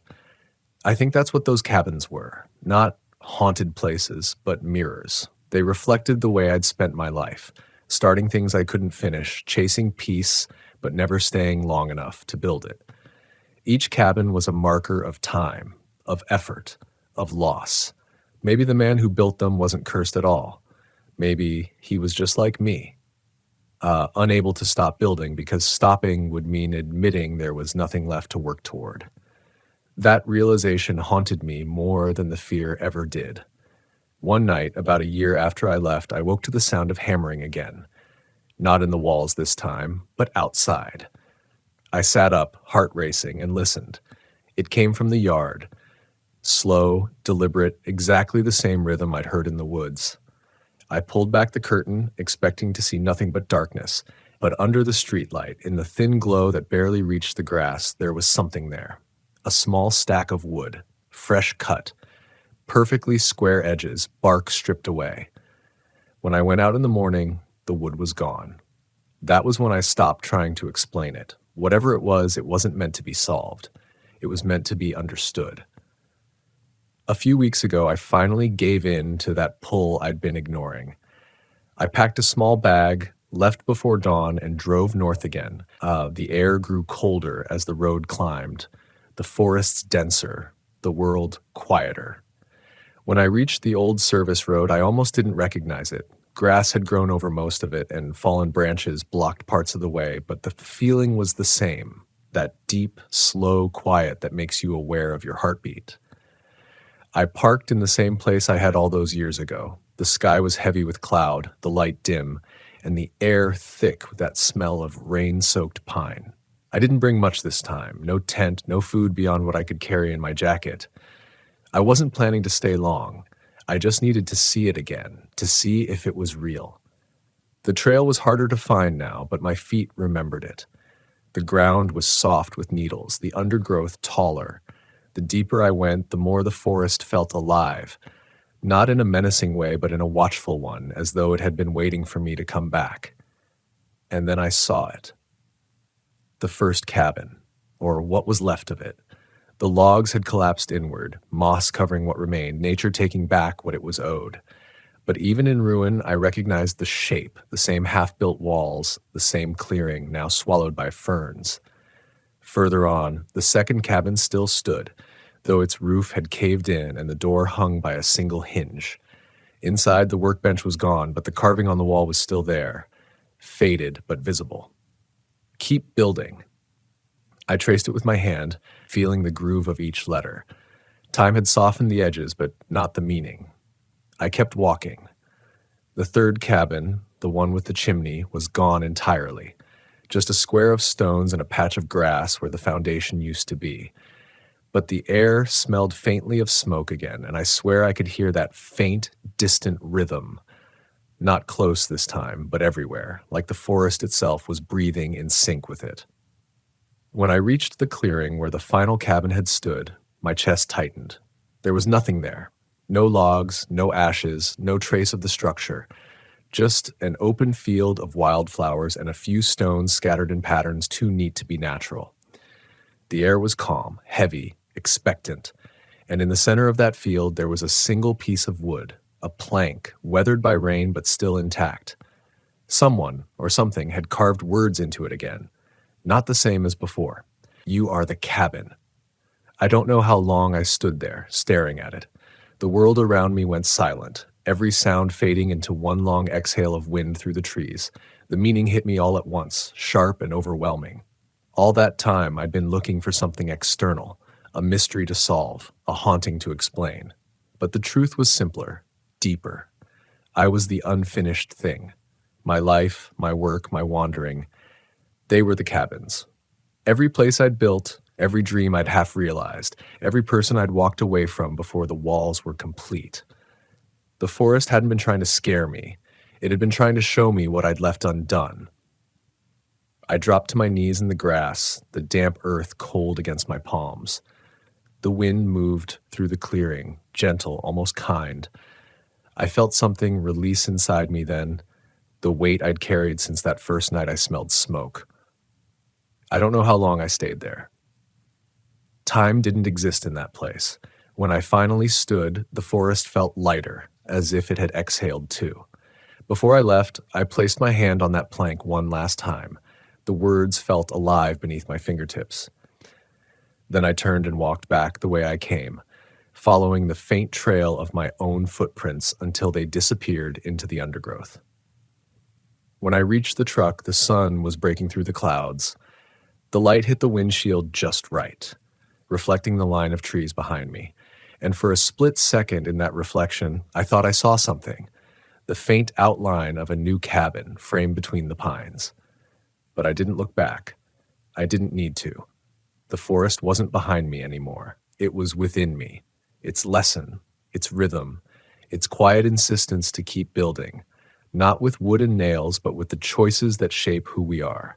Because we are all trails of unfinished cabins scattered through time, each moment another beam, each memory another wall. We are never complete, and that's the beauty of it. The work continues because we continue. So when life feels empty, when the silence feels too heavy to bear, remember this. The sound you hear in the distance isn't the end of something. It's the sound of your own hands working in the dark, shaping the next piece of who you're meant to be. And somewhere, deep in those endless woods, the hammer still falls. Steady, patient, waiting for you to take the next swing. Keep building, always. Years later now, I still find myself tracing that same drive north. Not all the way back to the clearing, but close enough that I can smell the pine and hear the wind threading through the branches. I never go with anyone else. I don't talk about it much either. When people ask me why I still go camping alone after everything that happened, I just tell them it's how I breathe. That's the closest thing to the truth I can give them. There's an old turnout near the edge of the timberline where the road cuts into a ridge and the valley opens below like a green sea. That's where I stop now. I park, step out into the cold air, and let the forest settle around me. The sound out here is different than anywhere else, layered, endless, like the earth itself has a pulse. I set a small fire sometimes, not for warmth but for company. Watching the smoke twist upward, I always remember that first wisp I followed years ago, the one that led me down the path I didn't know I'd been walking my whole life. It took me a long time to realize that we all follow something invisible. For some, it's success. For others, peace. For me, it was unfinished work, the ache of something not yet complete. I used to think that ache was a flaw, something to overcome, but the forest taught me otherwise. It taught me that the ache is the work. That restlessness is not a curse, but a kind of compass, one that points us toward the things that make us human. When I'm up here now, I talk quietly to the trees, not out loud, not always with words. Sometimes I just think, and I feel them answer in the subtle shift of the wind. They remember things we forget. The way we used to build not just for shelter, but for meaning. The way each piece of wood carried a prayer, that it might hold, that it might endure, that it might keep someone safe a little longer. And in those moments, I know the cabins were never haunted by ghosts. They were haunted by intentions, Every unfinished beam was a thought left hanging, every uncut plank a decision never made.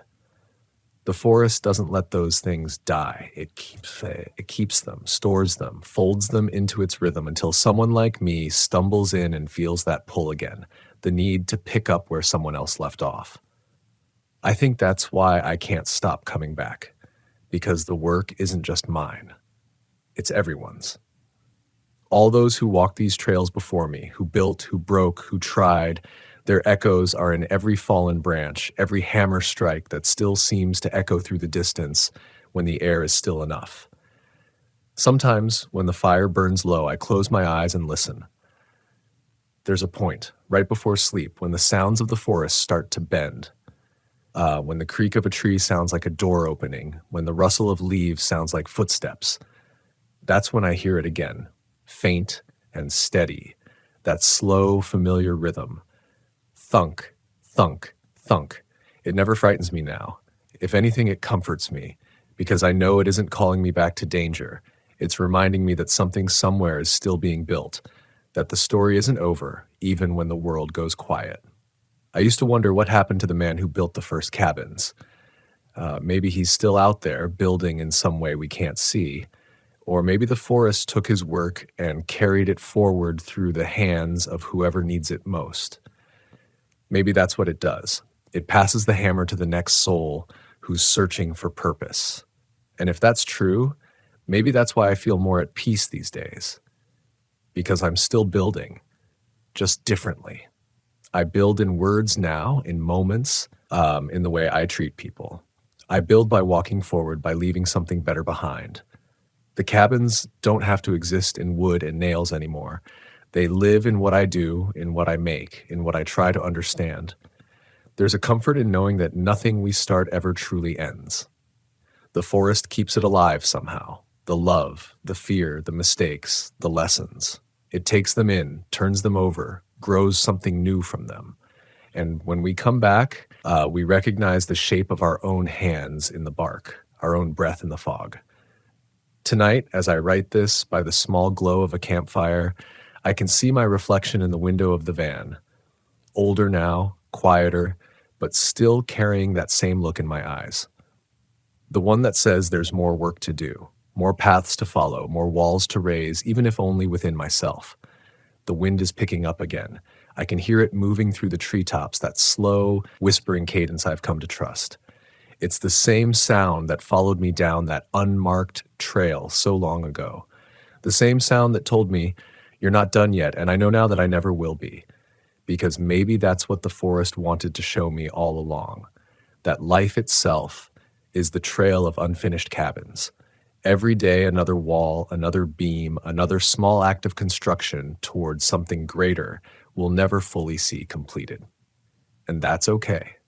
Because the beauty isn't in finishing, it's in returning. It's in lifting the hammer one more time, no matter how tired you are. It's in standing at the edge of the clearing, breathing in the smoke, and knowing that somewhere deep in those endless woods, a cabin still waits.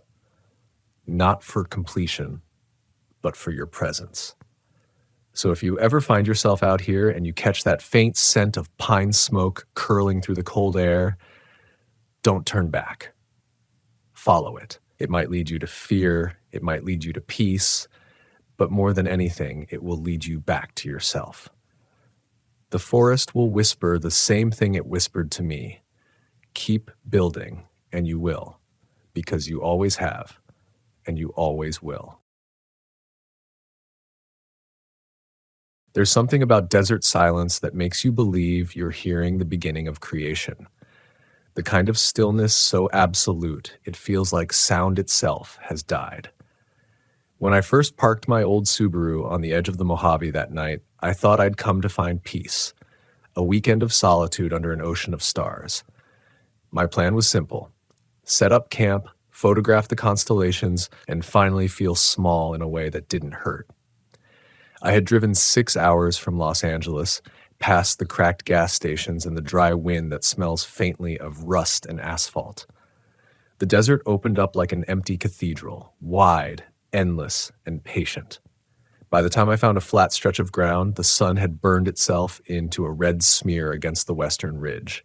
My tires crunched over brittle gravel, the air still vibrating with heat. I set up camp near a dry wash, a shallow curve of pale sand carved by flash floods. My tent faced east, where the mountains faded into a mirage of purple haze. The nearest light was 50 miles away. I remember thinking how lucky I was to be alone. No car headlights, no phone signal, just me and the steady breath of the desert. The stars came quickly that night. The kind of darkness that falls like a curtain, sudden and total. I cooked a small meal, beans and rice on a single burner stove, and watched the first pricks of light form overhead. It's always the same few that appear first: Vega, Deneb, Altair. The summer triangle. They arrived like familiar faces after a long journey. I set up my tripod and camera, adjusting the exposure for long exposure shots of the Milky Way. It stretched across the sky like a frozen river, glowing faintly through a haze of fine dust. My breath fogged slightly when I exhaled, the air cooler now, scented with sage and dry earth. Somewhere far off, a coyote called, a single note that broke the silence like a dropped glass. Then another answered, faint, like an echo across an ocean. I lay on my back and stared upward. That's when I noticed it, subtle at first, Orion's belt. 3 stars in a perfect line. I'd photographed them hundreds of times before, could find them without thinking. But now, something about the angle looked wrong. I blinked, rubbed my eyes. Maybe I'd lost my orientation. I checked my compass, still pointing north. But as the minutes passed, I watched those 3 bright points shift, sliding out of alignment as if the sky itself were breathing. I told myself it was an illusion, atmospheric distortion, or the result of my eyes adjusting to darkness. I even adjusted my tripod to verify it. But every long exposure frame came out blurred in the same strange direction. The stars not streaking in predictable arcs, but curling like as if orbiting something unseen. My hands felt suddenly cold. I decided to distract myself. Made coffee. Wrote a few notes in my field journal. Unusual movement. Check again at midnight. It sounded calm on paper, though I could feel my pulse in my throat. Midnight came, and the air grew colder, the silence heavier. I turned off my lantern to let my eyes adjust fully. The stars were brighter now, brilliant, sharp. The Milky Way glowed so intensely it seemed to hum. Then I realized I couldn't recognize half the constellations anymore. Cassiopeia, gone. Ursa Major, scattered. The horizon felt wrong too close somehow. The sky arched lower like a dome. A dizziness crept in, and I sat down hard on the sand. That's when I saw them start to move again, all at once. Not random twinkling, not rotation. Movement. A slow, deliberate rearranging of heaven itself. Lines forming and bending, stars sliding into new positions as if obeying invisible geometry. I couldn't look away. It was mesmerizing, terrifying and beautiful. The patterns pulsed faintly, flickering like a heartbeat. Then they stopped. In the center of the sky, where the North Star should have been, a new shape had formed. A circle bisected by a jagged line, surrounded by 3 symmetrical arcs. A symbol. My camera clicked mechanically, capturing frame after frame. I couldn't move, couldn't breathe. I had never seen light arrange itself. A low vibration rolled through the desert, not a sound but a feeling, like pressure under the skin. My tent shivered. The sand seemed to pulse with static. My teeth hurt. And then, silence again. I remember stumbling into my tent, heart hammering so hard it made the nylon tremble. I zipped it shut, crawled into my sleeping bag, and listened. No wind, no animals, just the hiss of blood in my ears. I must have fallen asleep at some point, though I don't remember dreaming. When I woke up, the desert had changed. The first thing I noticed was the light, wrong somehow. The dawn was colorless, washed out, the sun a pale disk behind a thin haze. My watch said 6:23 a.m., but the air felt dead, like before a storm. I unzipped the tent, stepped out barefoot. The sand felt damp beneath my feet. I looked around and froze. The mountains were gone. No ridges, no recognizable horizon, just flat, endless deserts stretching to every direction like I'd woken inside an infinite bowl of pale dust. My car sat where I'd left it, but its shadow stretched impossibly long in the wrong direction for morning light. I took out my compass, and that's when the dread settled in for real. The needle spun wildly. It didn't just wobble, it spun endlessly, the red tip circling like it was caught in a magnetic storm. A sick wave of nausea hit me. I dropped the compass, watching it land in the sand and keep turning. There was no wind, no sound. Even my breathing seemed too loud. When I looked up, the symbol from last night was still faintly visible, burned into the sky like a watermark. That's when I realized I didn't know which way home was anymore. At first, I thought it was dehydration. That was the most rational explanation I could come up with as panic clawed through me. Maybe I'd slept wrong. Maybe the horizon only looked unfamiliar because of light distortion, heat shimmer, or some trick of perspective. But as I turned in slow circles, my stomach sank deeper. There was nothing familiar. No Joshua trees, no rock formations, not even the dry wash that had been beside my tent the night before. It was as if I had been lifted out of one desert and set down in another, one built from memory but stripped of meaning. I forced myself to move. Muscle memory took over. Check supplies, water, fuel, GPS. My phone blinked between searching and no signal. The GPS app refused to load at all, the map grid frozen on a blank white screen. The sun still hovered low, but its warmth felt weak, diffuse. I decided to pack up camp. Even if I couldn't navigate perfectly, driving in a straight line would eventually bring me to a road. That's what I told myself. Keep moving. Don't let stillness eat you alive. As I folded my tent, the air shifted, not in temperature, but in texture. That's the only way I can describe it. The silence thickened, heavy enough to feel against my skin. I stopped and listened. There were no insects, no distant crows, no wind threading through brush. It wasn't just quiet, it was absence. When I zipped my duffel, a faint ringing filled my ears, high-pitched and growing sharper the longer I stood still. It reminded me of tinnitus, but synchronized with my heartbeat. I got in the car. The driver's seat was still warm from the night before, but I couldn't remember leaving the heater on. I turned the key. The engine started without hesitation, though the dashboard clock blinked nonsense. 00. I tried to orient by the sun, but it was too dim, more like a disk behind frosted glass. So I just picked a direction, what felt like east, and drove. The tires crunched softly over the sand. There was no road, but the ground was firm enough to travel. For the first half hour, I told myself the landscape would change soon. The desert can be like that, hypnotically empty until suddenly it isn't. But this wasn't that kind of empty. This was intentional. The land was flawless, not a single rock, shrub, or animal track, just a pale, smooth surface stretching outward forever. Occasionally, faint ripples shimmered in the distance, like mirages, but when I drew closer, they dissolved. Then I noticed something else. The light wasn't moving. After nearly an hour of driving, the position of the sun hadn't changed.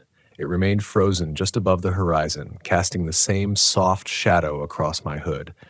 I turned off the engine and stepped out. The air felt wrong again, thicker now like it resisted movement. When I waved my hand, I could feel the delay, as if the world lagged a half second behind me. That's when I saw the footprints. At first, I thought they were mine, deep impressions trailing behind the car. But when I followed them, my breath hitched. They didn't lead to my camp. They led toward the car.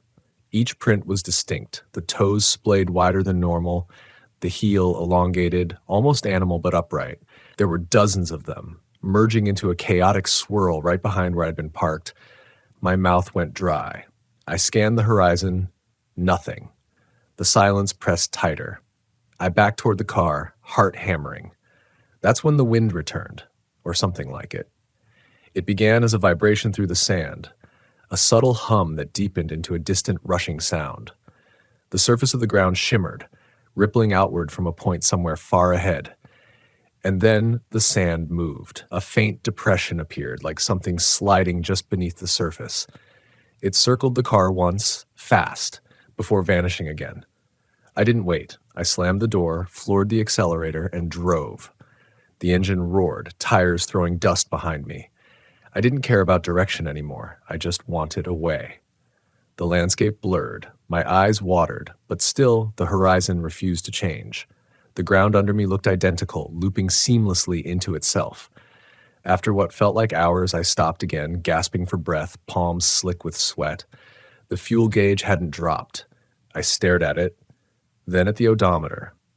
0 miles. The car thought it hadn't moved at all. That's when the radio clicked on.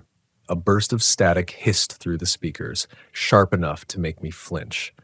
I hadn't touched it. The volume knob turned itself slowly, the crackle rising and falling in rhythm with that same high-pitched ringing in my ears. Then, under the noise, came a voice. Not speech, not really. More like syllables stretched too thin, warped and echoing through water. But somehow I understood it. It said my name, softly, carefully, like someone tasting it for the first time. I turned off the ignition. The sound stopped immediately. The silence afterward felt like a punishment. My hands were trembling so badly I dropped my keys twice before pocketing them. I got out, breathing shallow, scanning every direction. Nothing. Just endless white horizon and the sun that never moved. When I looked down, there were new footprints. They were closer now, circling the car deeper than before. I climbed onto the hood, scanning the desert again. Still nothing. But my heartbeat felt amplified, pounding through the air itself. A shadow passed briefly over me, quick, silent. I looked up. There was no bird, no cloud, just a ripple across the sky, a bend in it. Then, faintly, I saw movement. The stars, visible in daylight, rearranging again, sliding into that same jagged symbol I'd seen last night. I stared upward, unable to move. The edges of my vision darkened. When I blinked, the world seemed to tilt. The sand wasn't flat anymore. It rose into gentle ridges, pulsing, rearranging itself into long spirals. The symbol above reflected perfectly below, like the earth was mirroring the sky. The vibration deepened into a low hum, and I realized with a kind of distant clarity that the sound wasn't coming from the air at all. It was coming from inside me. It started deep in my chest, like a second heartbeat that wasn't mine. Each pulse throbbed heavier, resonating through my ribs until I could feel it in my teeth. My vision shimmered at the edges, the world tilting between colors that didn't make sense, like oil floating on water. I tried to breathe, but the air fought back. Every inhale came thick and electric, as though the oxygen was charged. I dropped from the hood and stumbled to the driver's door, gripping the handle so hard my knuckles whitened. The metal was warm, no, hot, like it had been sitting under noon sun for hours. I pulled the handle. It didn't move. Locked. I didn't remember locking it. I yanked harder, rattling it against the frame, then backed away and circled to the passenger side. That one was locked too. Every door. Even the hatch. Through the glass, I saw my keys on the seat. My stomach twisted. I could have sworn I'd pocketed them. I even remembered the clink of metal against my thigh when I got out. But there they were, lying under the steering wheel, faintly reflecting that pale, unchanging light. I hit the window with my palm. The echo that came back wasn't the sound of glass. It was off, hollow, like knocking on something underwater. Then the wind shifted again. Only it wasn't wind. It came from the ground. Soft waves rising through the sand, concentric ripples spreading outward from where I stood. Each pulse matched that alien heartbeat inside my chest. I froze. The sound deepened, vibrating through my shoes. Then I heard it, faint at first, beneath the low hum. A whisper. It wasn't external. It was under the sound, buried like a voice behind static. It grew clearer with each pulse until I could make out words forming in the vibration itself. Stay still. The voice was quiet, deliberate, almost gentle. My throat closed up. I whispered, "Who's there?" before I even realized I was speaking aloud. No response. The hum continued, thicker now, more insistent. The ground swelled slightly as if something beneath the sand was breathing. Then, movement. About 50 yards away, a ripple formed, slow and circular, pushing outward like a rising bubble. Sand shifted, a faint dome bulging upward. I took a step back, heart hammering, and the hum surged in volume, almost scolding. Stay still. I obeyed. I didn't want to, but I couldn't seem to do otherwise. My muscles locked as the dome of sand split open. At first, I thought it was light, white, fluid, and cold, But as it rose, it took shape, a vertical shimmer, like heat mirage given weight. The outline of something tall, humanoid but distorted, its limbs too long and bending slightly backward. It didn't step forward. It slid, its outline flickering, as though it was trying to decide which shape to settle into. When it reached about 10 feet from me, the humming stopped. The silence that followed made me dizzy. The figure solidified, not completely, but enough that I could see through it, like glass catching light. Within that faint translucence, I could see the stars. Not the daytime sky, the stars, glowing and moving just like they had the night before. The same impossible constellations twisting and bending behind its body. When it spoke again, the sound didn't come from its mouth, it came from inside my skull. You saw the pattern. Its words weren't sound, but vibration. Each syllable felt like it pressed against the inside of my head. I stammered, What is this place? The figure tilted its head, though its face had no features, just faint contours where eyes might have been. The same, it said, and not the same. I want to go home. My voice cracked. It tilted its head the other way, as if testing the phrase. Home, it repeated softly. You left the map when you looked up.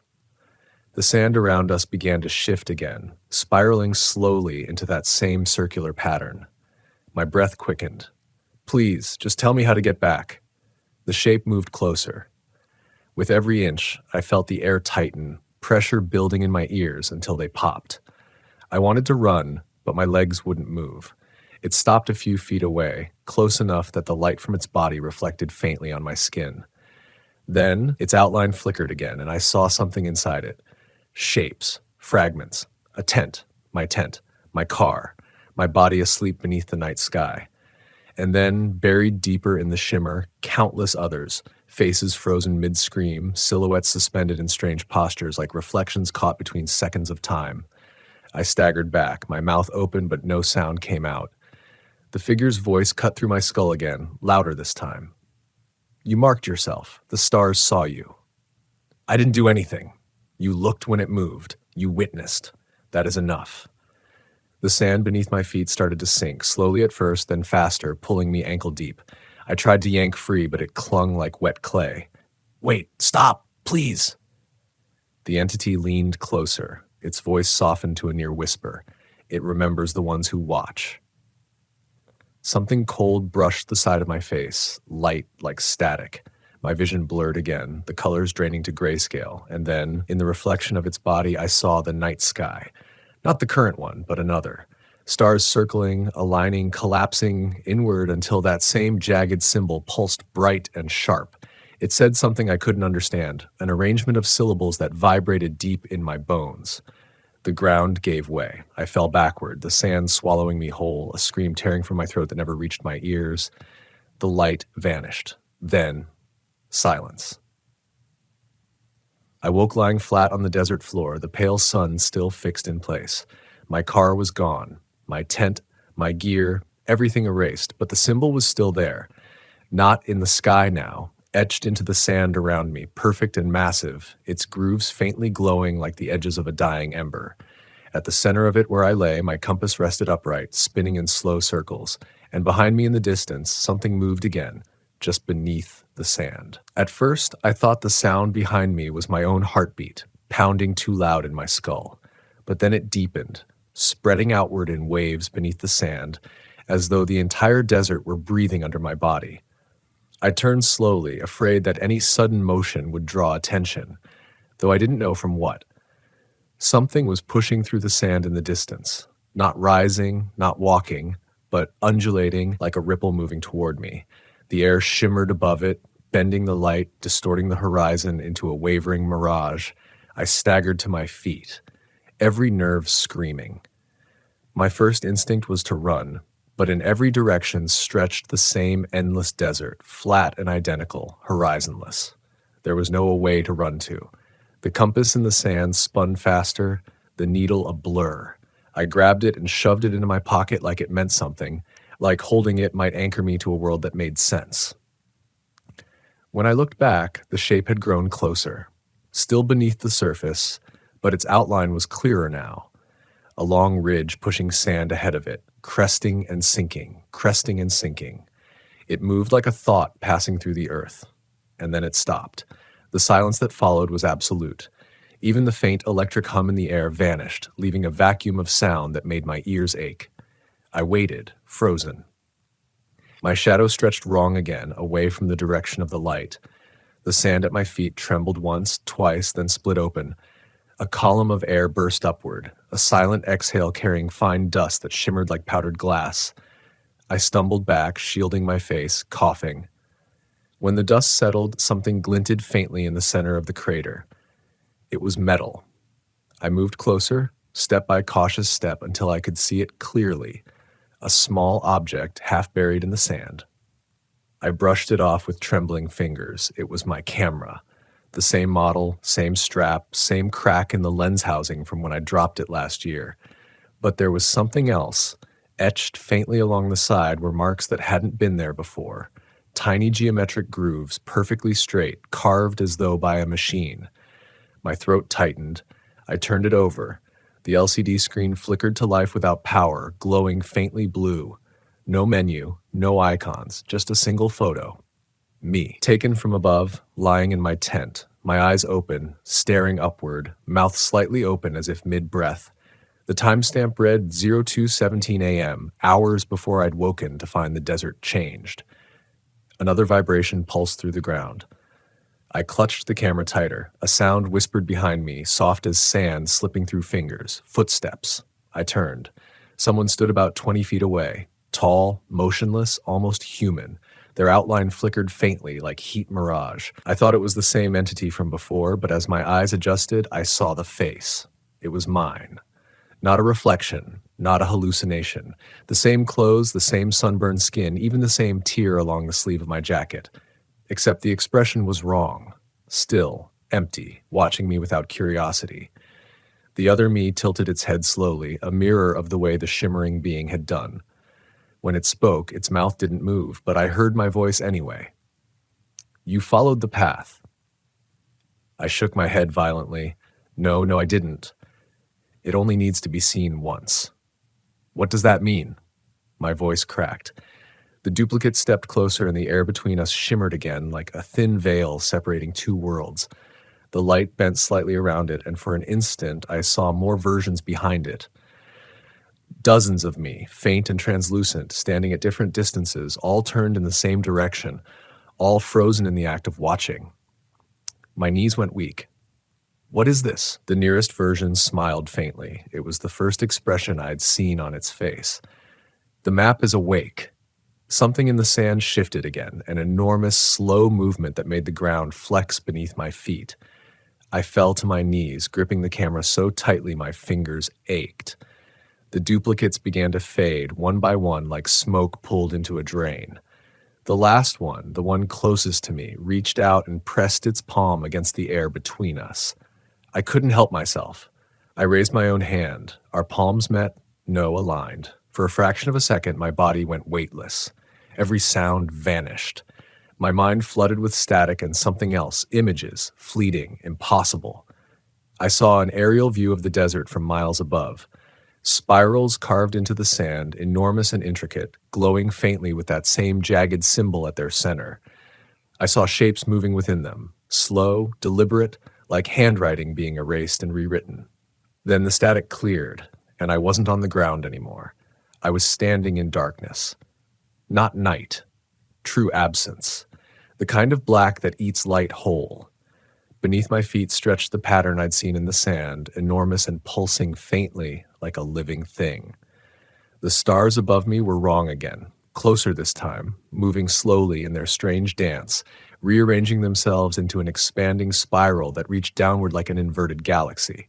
And from the center of that spiral came a sound so low I felt it in my bones, a call. I understood then, it wasn't the stars that had moved. It was me. I was standing somewhere else entirely, somewhere the sky was not a dome but a doorway. And as the spiral widened, the pattern beneath my feet began to rise, threads of light twisting upward to meet it. I dropped the camera. It fell in slow motion, tumbling end over end, its lens flashing once as it hit the glowing ground, and the instant it struck, the world folded. I was back in the desert. The light was the same, the air heavy, the sand cold against my palms. My car was back, parked exactly where it had been the first night. My tent, my bag, even the half-empty thermos beside the fire pit. For a moment, I thought I'd dreamed it. I almost laughed. Then I saw the compass on the hood, still spinning, and next to it, etched faintly into the metal, was the same jagged symbol, the one from the sky, the one the stars had drawn, the one now burning beneath my skin. I pulled up my sleeve, and there it was, thin and faint, glowing just beneath the surface of my forearm like a bruise made of light. And when I looked up, the stars were moving again. I didn't scream when I saw the symbol under my skin. Maybe I should have. Maybe that would have made me feel human again. But I just stared at it, tracing its jagged lines with a trembling finger, while the desert around me sat impossibly still. The pattern pulsed faintly like it was breathing in rhythm with me. Every few seconds it would flicker, dim, then glow again, a heartbeat that wasn't mine. I told myself it was a trick of light, maybe something from the camera flash, maybe radiation or dust or exposure to whatever the hell had happened last night. But even as I thought it, I knew I was lying. The mark wasn't on me. It was in me. The air had that same wrong texture again. Thick, slow, slightly charged. I could feel it crawl across my skin like static just before a lightning strike. My first instinct was to leave, to get in the car and drive until I found something recognizable. Anything. But when I touched the car door handle, it felt too warm, like it had been sitting in sunlight that wasn't there. The metal hissed against my palm. I pulled back with a curse. That's when I noticed the smell. Not burning, not ozone. Something older, like wet stone mixed with dust that hadn't felt rain in 1,000 years. It rose up from the ground in faint curls, and as it did, I heard it again. That whisper. Stay. It came from behind me this time, soft, close, familiar. I spun around. Nothing. But then the sound came again, from inside the tent. I should have run. Everything in my body told me to get back in the car and floor it. But curiosity is a slow kind of poison, and mine had already taken root. I approached the tent cautiously, each footstep kicking up a fine gray powder instead of sand.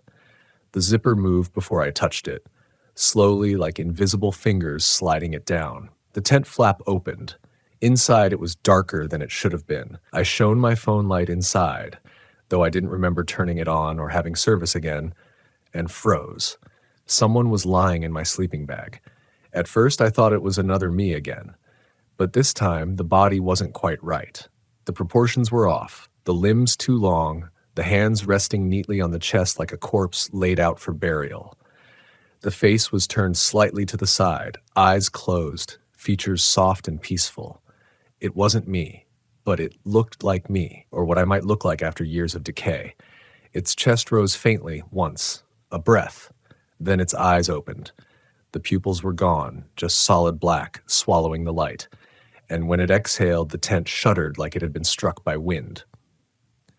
"You look too long," it whispered. I stumbled backward, fell onto the sand. The figure sat up, the sleeping bag unwrapping like dry leaves. Its movements were deliberate, graceful, as though gravity meant nothing. I crab-crawled backward toward the car, heart hammering. "What are you?" I gasped. It tilted its head, that same slow, mirrored gesture the others had used. "You are." The words hit harder than they should have. Then, in one smooth motion, the figure stepped out of the tent. Its bare feet didn't sink into the sand. The ground recoiled from its touch. With each step, faint symbols appeared beneath it, circles and lines glowing for a moment before fading. When it stood directly in front of me, the air around us warped slightly, and I could see two deserts at once. The one I stood in, pale and colorless, and another beneath it, faintly glowing, filled with movement. Shadows writhing just beneath the surface like fish beneath ice. The figure crouched down until its face was inches from mine. It didn't smell like rot or earth. It smelled like nothing. Pure absence. "The sky remembers shape," it whispered, its voice layered with echoes. "When it changes, it needs an eye to witness. You gave it that. You gave us form." I shook my head. "No, I didn't do anything. I just watched." That is how everything begins, it said. Its hand moved toward my face, slow, deliberate. I tried to back away, but the sand wouldn't let me. It was holding me now, shifting subtly, gripping my legs like soft, living clay. Stop, I whispered, though my voice sounded miles away. The creature's hand hovered over my temple, fingers trembling. Then, in a flash, I saw them. Thousands of forms stretching into the horizon. People like me, trapped beneath their faces tilted upward toward the sky, eyes open, mouths moving soundlessly, each one marked with that same jagged symbol, glowing faintly through their skin. The figure spoke again, softer this time. It needs you to see again. The stars are writing still. And then its hand pressed against my head. Light, pain, silence. The world folded inward like an image collapsing into itself. I saw the stars rearranging faster now, spinning, merging, collapsing into a spiral that twisted toward the ground. And in that spiral, I saw Earth, not a globe, but a reflection, a pattern of light drawn by something too vast to comprehend. My body convulsed, the sand beneath me opened again, and the figure let me go. I dropped, screaming, into the void below, the desert above shrinking to a thin line of light. Then everything went black. When I opened my eyes, it was night again. The stars were calm, still. The Milky Way stretched peacefully overhead, unchanged and beautiful. The air was cool, the silence normal. My tent was gone, my car was gone. I was lying naked in the sand, the mark on my arm glowing softly like a dying ember. And somewhere far off, the stars blinked once, like they'd turned to look at me. Then they began to move again. At first I couldn't move. My body was numb, every nerve caught between fear and disbelief. The stars above were shifting again, slow, deliberate, like a hand dragging points of light across black velvet. My breath came in uneven gasps as I tried to convince myself that I was dreaming, that this was some night terror brought on by dehydration or exhaustion. But I could feel the sand beneath me, cold and fine, clinging to my skin. I could taste the metallic tang of the air. This was no dream. When the constellation lines began to twist into that symbol again, the circle with the jagged line, the arcs turning inward, I pressed my palms against my eyes until color exploded behind them. I didn't want to see. I didn't want to give it what it wanted. But the light burned through my eyelids. Something inside my head whispered, "Don't turn away now." I don't know if it was a thought or a voice. It sounded like me, but deeper, reverberating from somewhere beneath memory. The ground trembled faintly, the vibrations rising through my spine. My skin prickled. I rolled onto my side, dragging my body upright, sand falling off me in sheets. My throat was dry. I called out, not even sure to who. "Is anyone out there?" The desert swallowed the words whole. Then, faintly, an echo came back. Not from the distance, but from above. It repeated my voice, but delayed, distorted, stretched longer. "Is anyone out there?" I froze, staring upward. The echo rippled across the moving stars, bending them, distorting their paths. That's when I saw shapes among the constellations, small silhouettes like shadows cast against glass. They moved with purpose, rearranging the stars by hand. No, not hands. Long, slender appendages that shimmered faintly as they brushed the light aside, and each time they moved, the air on the ground shimmered too, yes, like an invisible connection between us. I stumbled backward, my feet sinking slightly in the sand. My instinct was to run again, but something in my chest pulled me toward the horizon instead, toward the center of that symbol burning faintly in the sky. My legs moved before I could stop them. I walked. Then I was jogging. Then running. The horizon didn't change, but the pull in my body grew stronger, magnetic, undeniable. The mark on my forearm flared brighter, its pulsing in rhythm with the pattern above. The more it glowed, the less I felt the ground. Each step became lighter, quieter, until my footprints stopped forming behind me. I reached the edge of something I couldn't see until I was almost on top of it. The sand ended abruptly, sloping into a vast circular depression, the same pattern carved into the desert floor. Except this one wasn't glowing faintly anymore. It was alive. Lines of light crawled through the sand, thousands of interconnected veins that pulsed with white-blue energy. They moved like the beating of a heart, radiating outward from a black center so deep it swallowed the starlight above. And at the edge of that void, something waited. I couldn't make out its shape at first, only the movement, slow, deliberate, fluid. As I approached, it became clearer. A figure seated cross-legged, its body woven from thin strands of light. The closer I got, the more I realized it wasn't one being, but many, layered over each other, shifting between forms faster than my eyes could follow. When it spoke, all their voices came at once. "You have seen too much of the sky to return." The sound hit me like thunder without volume, just vibration, deep enough to rattle my teeth. "I didn't ask for this," I said. My voice sounded small, distant. "I was just camping. I just wanted to look at the stars." "That is always how it begins," they said. "You looked, and it looked back. It remembers those who look back." I felt my knees go weak. "I don't want to be part of this. I just want to go home." The voices murmured over each other, overlapping like waves. "Home is a circle. You were there. You are there. You will be there again." The black pit behind them pulsed once, and for a moment I saw reflections moving across its surface. Cities, oceans, faces, all flickering too fast to recognize. Then my own reflection appeared. Except, it wasn't mirroring me. It was smiling. I stepped back, shaking my head. No, this isn't real. But the mark on my arm pulsed again, faster, brighter. The pattern on the ground responded, the glowing veins tightening like muscles flexing beneath skin. The voice spoke again, softer now, like a secret. "Do you remember when you first looked through the lens? You thought the sky was infinite. It never was. It folds, it breathes. You were not meant to see its motion." The air around me thickened. The sand rippled under my feet, the light climbing my legs like frost. "Stop!" I screamed. "Please stop!" The light froze, just for a second. The layered figures tilted their heads as if listening to something distant. Then, one of them, just one, stood. The rest stayed behind, their forms dissolving into the pattern. It approached me slowly, its outline flickering between shapes, man, woman, child, something else entirely. When it stopped in front of me, its hand extended. "Give it back," it whispered. I didn't understand. "Give what back?" "The sight." It pointed to my eyes. Before I could react, it pressed its palm against my forehead. Pain exploded behind my eyes, sharp, white, blinding. I fell to my knees, clawing at the sand, screaming as heat filled my skull. The stars above swirled faster, forming a perfect spiral. Then everything went dark. When I opened my eyes again, I was standing in a forest.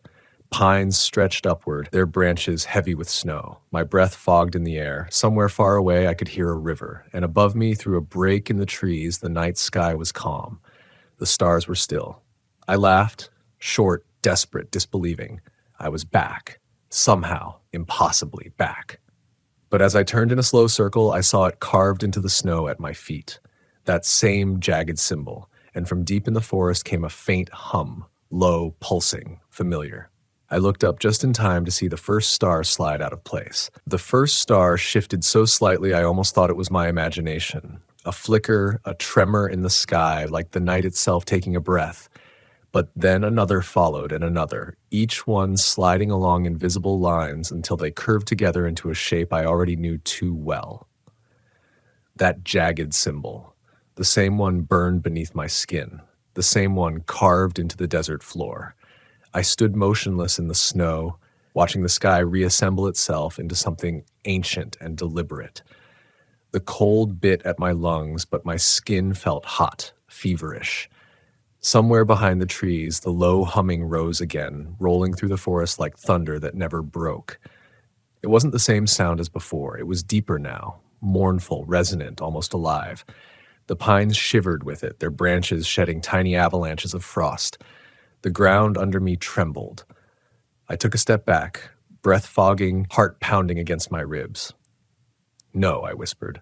"No, not again." But the forest didn't care. The trees swayed in slow, rhythmic unison, each movement perfectly timed to the hum. The sound built in layers, like 1,000 voices humming the same note from deep underground. Something about the motion of the trees was wrong. Their shadows didn't match. As the branches bent left, their silhouettes leaned right, sliding along the snow like ink underwater. I blinked, rubbed my eyes, tried to anchor myself to something solid. The river. I could still hear the river somewhere nearby. Real, physical, earthly. I turned toward it and began to move. The snow was soft at first, then gradually gave way to a strange texture beneath my boots. Slick, smooth, almost metallic. I knelt, brushed the surface with my glove. The snow hadn't melted. It had been carved. Thin geometric grooves spiraled outward from where I stood, faintly glowing blue, connecting into the same star map that had haunted me since the desert. It was like the forest floor was a continuation of it, as if I'd walked from one world into another without crossing a line. The humming grew louder. My ears popped. Ahead, the trees parted, revealing the river, frozen solid and glowing faintly from beneath the ice. I approached slowly, the light beneath the surface pulsing in rhythm with the sound in the air. That's when I saw something moving inside the ice. At first it looked like trapped air bubbles drifting lazily beneath the frozen surface. But they weren't random. They were shapes, faces, dozens of them, mouths open as if screaming, their eyes wide and glassy. The longer I looked, the more distinct they became, pressed against the underside of the ice as though trying to push through. Their skin shimmered faintly, translucent, the same light I'd seen within the desert figure. One face drifted closer, rising directly beneath where I knelt. My breath caught. It was mine, pale, distorted, eyes clouded, mouth open in a silent cry. I stumbled backward, slipped, and hit the ground hard. The vibration through the snow was immediate, deep, angry, alive. The ice beneath the river cracked like lightning, the sound echoing across the valley. From beneath the broken surface, a shape began to rise, tall, skeletal, made entirely of that shifting light. The ice shattered around it, spraying shards that hovered briefly in midair before falling in slow motion. The creature unfolded itself from the riverbed, each movement wrong in its precision. As it emerged, I could see the stars through its body again, warping and swirling behind its outline. It looked at me, or through me, and then I realized it wasn't just one creature. Shapes were rising all along the river, dozens of them, human-like but distorted, their limbs bending in ways that defied logic. Each one was illuminated from within by the same strange light, the same silent pattern pulsing across their bodies. The hum became a roar. The forest shook. The stars above twisted faster now, the symbol in the sky widening into a spiral that reached toward the ground. I ran. I didn't think, didn't look back. I just ran through the snow, branches tearing at my arms and face, the sound of the earth splitting behind me. The cold air burned my throat as I gasped for breath. The light followed me through the trees, a white glow that cast no shadow. Every time I thought I was putting distance between myself and it, the glow appeared again ahead of me, flickering like it was bleeding through reality itself. I tripped, went down hard, rolled through the snow until I hit something solid. Wood. A cabin. It stood at the edge of a small clearing, half buried in frost, its windows dark and rimmed with ice. Smoke rose faintly from the chimney, twisting upward into the light of the moving sky. I crawled to the door, pounding on it with frozen fists. "Please, someone, please open up!" The door creaked. Not from the inside, but from the wind, I thought, until it opened just enough for me to see the glow of a lantern flickering inside. I hesitated, but the sound behind me, that deep, pulsing roar, decided for me. I pushed through the gap and slammed the door behind me, throwing the bolt into place. Inside, the air was warmer. Dust hung in the glow of the lantern like golden mist. The cabin was old, logs blackened by time, the smell of smoke and earth heavy in the air. I leaned against the wall, trembling, catching my breath. For the first time in what felt like forever, there was silence. Then I noticed the photographs. They covered the walls from floor to ceiling, hundreds of black and white prints, each one showing the same patch of night sky, the same constellations, the same slow rearrangement, and in the center of every photo, that symbol, except in the last one. The newest photo, pinned near the lantern, showed a figure lying in the desert, marked with light. The sand around it arranged into spirals. Me. A voice came from the shadows of the cabin. low and tired. "You shouldn't have followed it here." I turned slowly toward the voice. A man sat in the corner, wrapped in blankets, his face gaunt, eyes reflecting the lantern's light. He smiled faintly when he saw the mark glowing on my arm. "They always send one more." My voice broke. "What is this place?" He looked past me, toward the window where the stars still moved. "It's the reflection," he whispered. "You fall through when you look too long." I stepped closer. "Then how do I get back?" The man's expression softened with pity. "Back?" He laughed quietly, the sound hollow. "There isn't a back, there's only next." He reached out, and I saw the same mark glowing beneath his skin, and outside the hum began again, louder this time, shaking the walls. The lantern flickered once, then went out. The darkness swallowed the cabin the instant the lantern went out. It wasn't ordinary darkness. It was dense, suffocating, like ink filling every space between atoms. The air changed, thick with static and dust, and somewhere in that blackness I could still hear the man's shallow breathing. Or at least I thought it was his. I reached out blindly, my hand brushing rough wood and fabric. "Where's the light?" I whispered. He didn't answer. Instead, I heard him shift in the darkness, the sound of blankets rustling. "They've found us again," he murmured. His voice was faint, threaded with a kind of exhausted acceptance. "When the stars move, they see through the seams." My pulse pounded in my ears. "Who sees?" "The same ones that look back at you," he said softly. "You think you can leave their gaze, but it's not a place you leave. It's a position." Something creaked above us, slow, deliberate. Footsteps on the roof. My heart froze. The sound was impossibly heavy for something walking on wood. Each step made the ceiling sag slightly, dust falling around us like ash. The man's breathing quickened, and I could hear the tremor in it. Fear, yes, but also something like recognition. "They always come down after the last light goes out," he whispered. "You remember that sound, don't you? From the desert?" I nodded, though he couldn't see me. I remembered. The weightless, rhythmic shifting under the sand. Now it was above us. The ceiling groaned. Something dragged across the roof, long and slow, like claws tracing the grain of the wood. Then, a sharp crack, a splintering sound. I backed up until my shoulders hit the wall. "What do we do?" The man didn't answer this time. I could barely see him, just the faintest outline in the darkness, his head tilted up toward the ceiling. I caught a glimpse of his face as lightning flared faintly outside, not weather lightning, but the cold, blue-white kind that came from them. His eyes were glowing.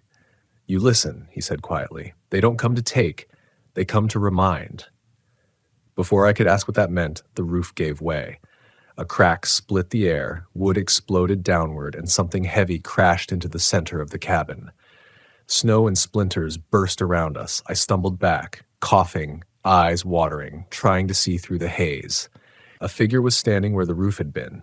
Tall, skeletal, its body made of faint light, its limbs stretched thin and unsteady. I knew that shape. The same I had seen in the desert, the same I had seen in the river ice, the same that had touched me. The man didn't move. "You're too far in," he said almost to himself. "You can't unsee a map once it recognizes you." The figure turned toward him, its head tilted with that now familiar motion, curious, almost gentle. Then, without warning, it lunged. There was no sound when it hit him, just a dim flash of light, a shimmer, and then he was gone. Vanished. The blankets fell empty to the floor. I screamed, stumbled back toward the door, fumbling for the latch. The creature moved without sound, gliding rather than walking, its limbs bending the wrong way as it reached toward me. The doorknob was ice cold under my fingers.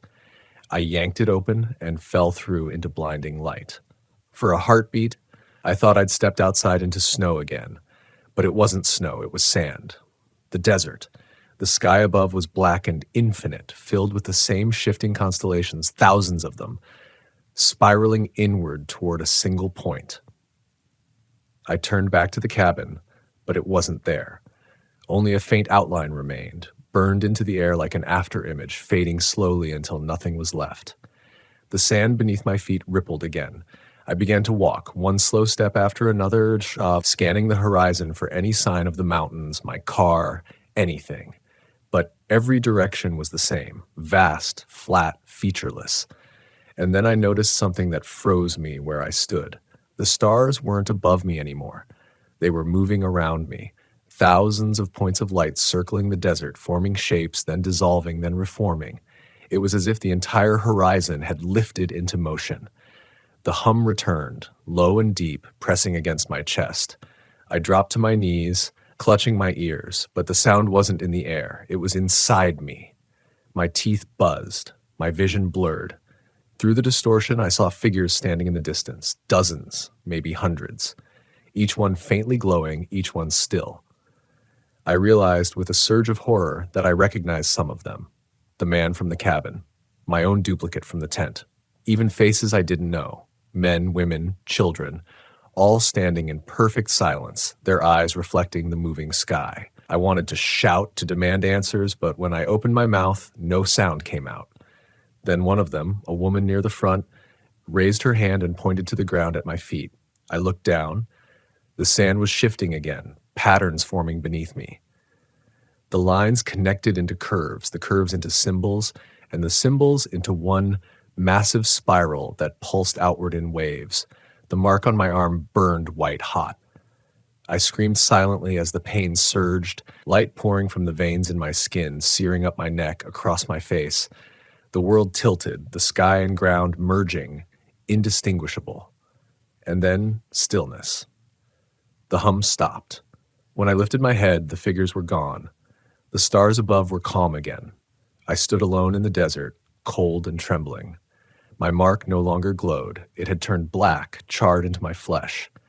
The first glimmer of dawn touched the horizon, and for the first time since this began, I could see the edge of the world again. Mountains, color, light. I wanted to cry, to run, to live. Then, on the wind, faint but unmistakable, I heard it, my own voice, calling from somewhere far behind me. It was saying my name. And when I turned around, the stars were starting to move again. For a long moment, I couldn't breathe. The sound of my own voice echoing across the desert made the air feel thinner, as though the atmosphere itself had recoiled. It came again, closer this time, low and urgent, calling my name in the exact tone I used when I spoke aloud in fear. I turned in a full circle. The horizon was colorless, drained of light, the dawn that had started to bloom now receding like a reverse sunrise. The stars dimmed, then brightened again. The world had no direction anymore. I started walking. Every few steps, my name carried through the air again, from no single place, always behind me, always moving when I did. I didn't look back this time. I couldn't. The air behind me felt charged, alive, like something was waiting for me to acknowledge it. The ground began to slope upward. The sand under my boots grew coarse, gritty, with tiny fragments of glass. My legs felt heavy, my chest tight. The smell changed too, no longer dry but metallic, like rain on rust. Then the light shifted again. The stars pulsed once, twice, and the horizon opened, literally opened, as though the world had been nothing but a curtain pulled back to reveal something else. A landscape stretched beyond it, infinite and alien. Not desert, not forest, something between the two, where trees grew from dunes and rivers of light carved through the sand. I stopped at the edge. It wasn't an illusion. I could feel heat radiating from it. The sand beneath my feet vibrated softly, waiting. Behind me, my voice, spoke again, but this time it wasn't calling. It was whispering. Don't go forward. That's how they keep you. I turned, and there I was, standing no more than 30 feet away, dressed exactly as I had been when I left camp that first night. My jacket, my camera, even the smudge of dust on my cheek. The only difference was the expression, calm, almost peaceful. The other me smiled faintly. You made it farther than most. I could barely force words through my throat. What are you? It shrugged. The same thing you are. What's left after the sky chooses? The world tilted around us, the stars pulsing faster now, the lines of the horizon warping like heat distortion. I said, if I step forward, what happens? The double's eyes softened. You finish what you started. You give the pattern closure. You stop existing as something that can see it from the outside. I took a shaky breath. And if I turn back? You start over, it said. The same night, the same desert, the same moment the stars move, again and again, until you stop looking up. The words sank into me like ice. There's no going home. The other me smiled sadly. Home isn't a place, it's a memory the sky uses to keep you calm. A tremor passed through the ground. The new world beyond the curtain glowed brighter, and the air rippling as if alive. I could hear faint whispers, millions of voices murmuring at once, layered and endless. My mark began to glow again, black veins burning white, searing all the way up my arm. The double took a step back, into the dark. The sky will reset soon, it said. You have to choose before it folds. The hum returned, deeper than before, strong enough to make the sand lift in tiny bursts around my feet. The light from the opened horizon expanded, blinding white. The line between earth and sky blurred until it was impossible to tell where one ended. I didn't know what to do. Part of me wanted to run toward that light, to escape the loops and the silence and the feeling of being erased by the stars. But another part of me, the part that still remembered the smell of the desert air and the sound of coyotes calling in the distance, wanted to turn back, to pretend I could still live somewhere small and human. I looked down at my hands. The mark was no longer pulsing. It had split open like cracked glass, light spilling out. Which one of us is real? I whispered. The double tilted its head, the same mirrored motion every one of those beings had used, and smiled. You still think there's only one. The hum swelled into a roar. The sky folded inward. I made my choice. I stepped forward. The light swallowed me whole. It wasn't pain. Not at first. It was clarity. Every star, every sound, every vibration became a single perfect note. I could see through time, through space, through the fragile idea of distance itself. The constellations weren't moving. They were alive, reaching toward me, folding me into their design, the pattern completed. For one brief, brilliant instant, I understood everything. Then I was gone. The desert was still again, the sky quieted, the stars returned to their places, their movement imperceptible. Far off, at the edge of a familiar dry wash, a small Subaru sat half buried in sand.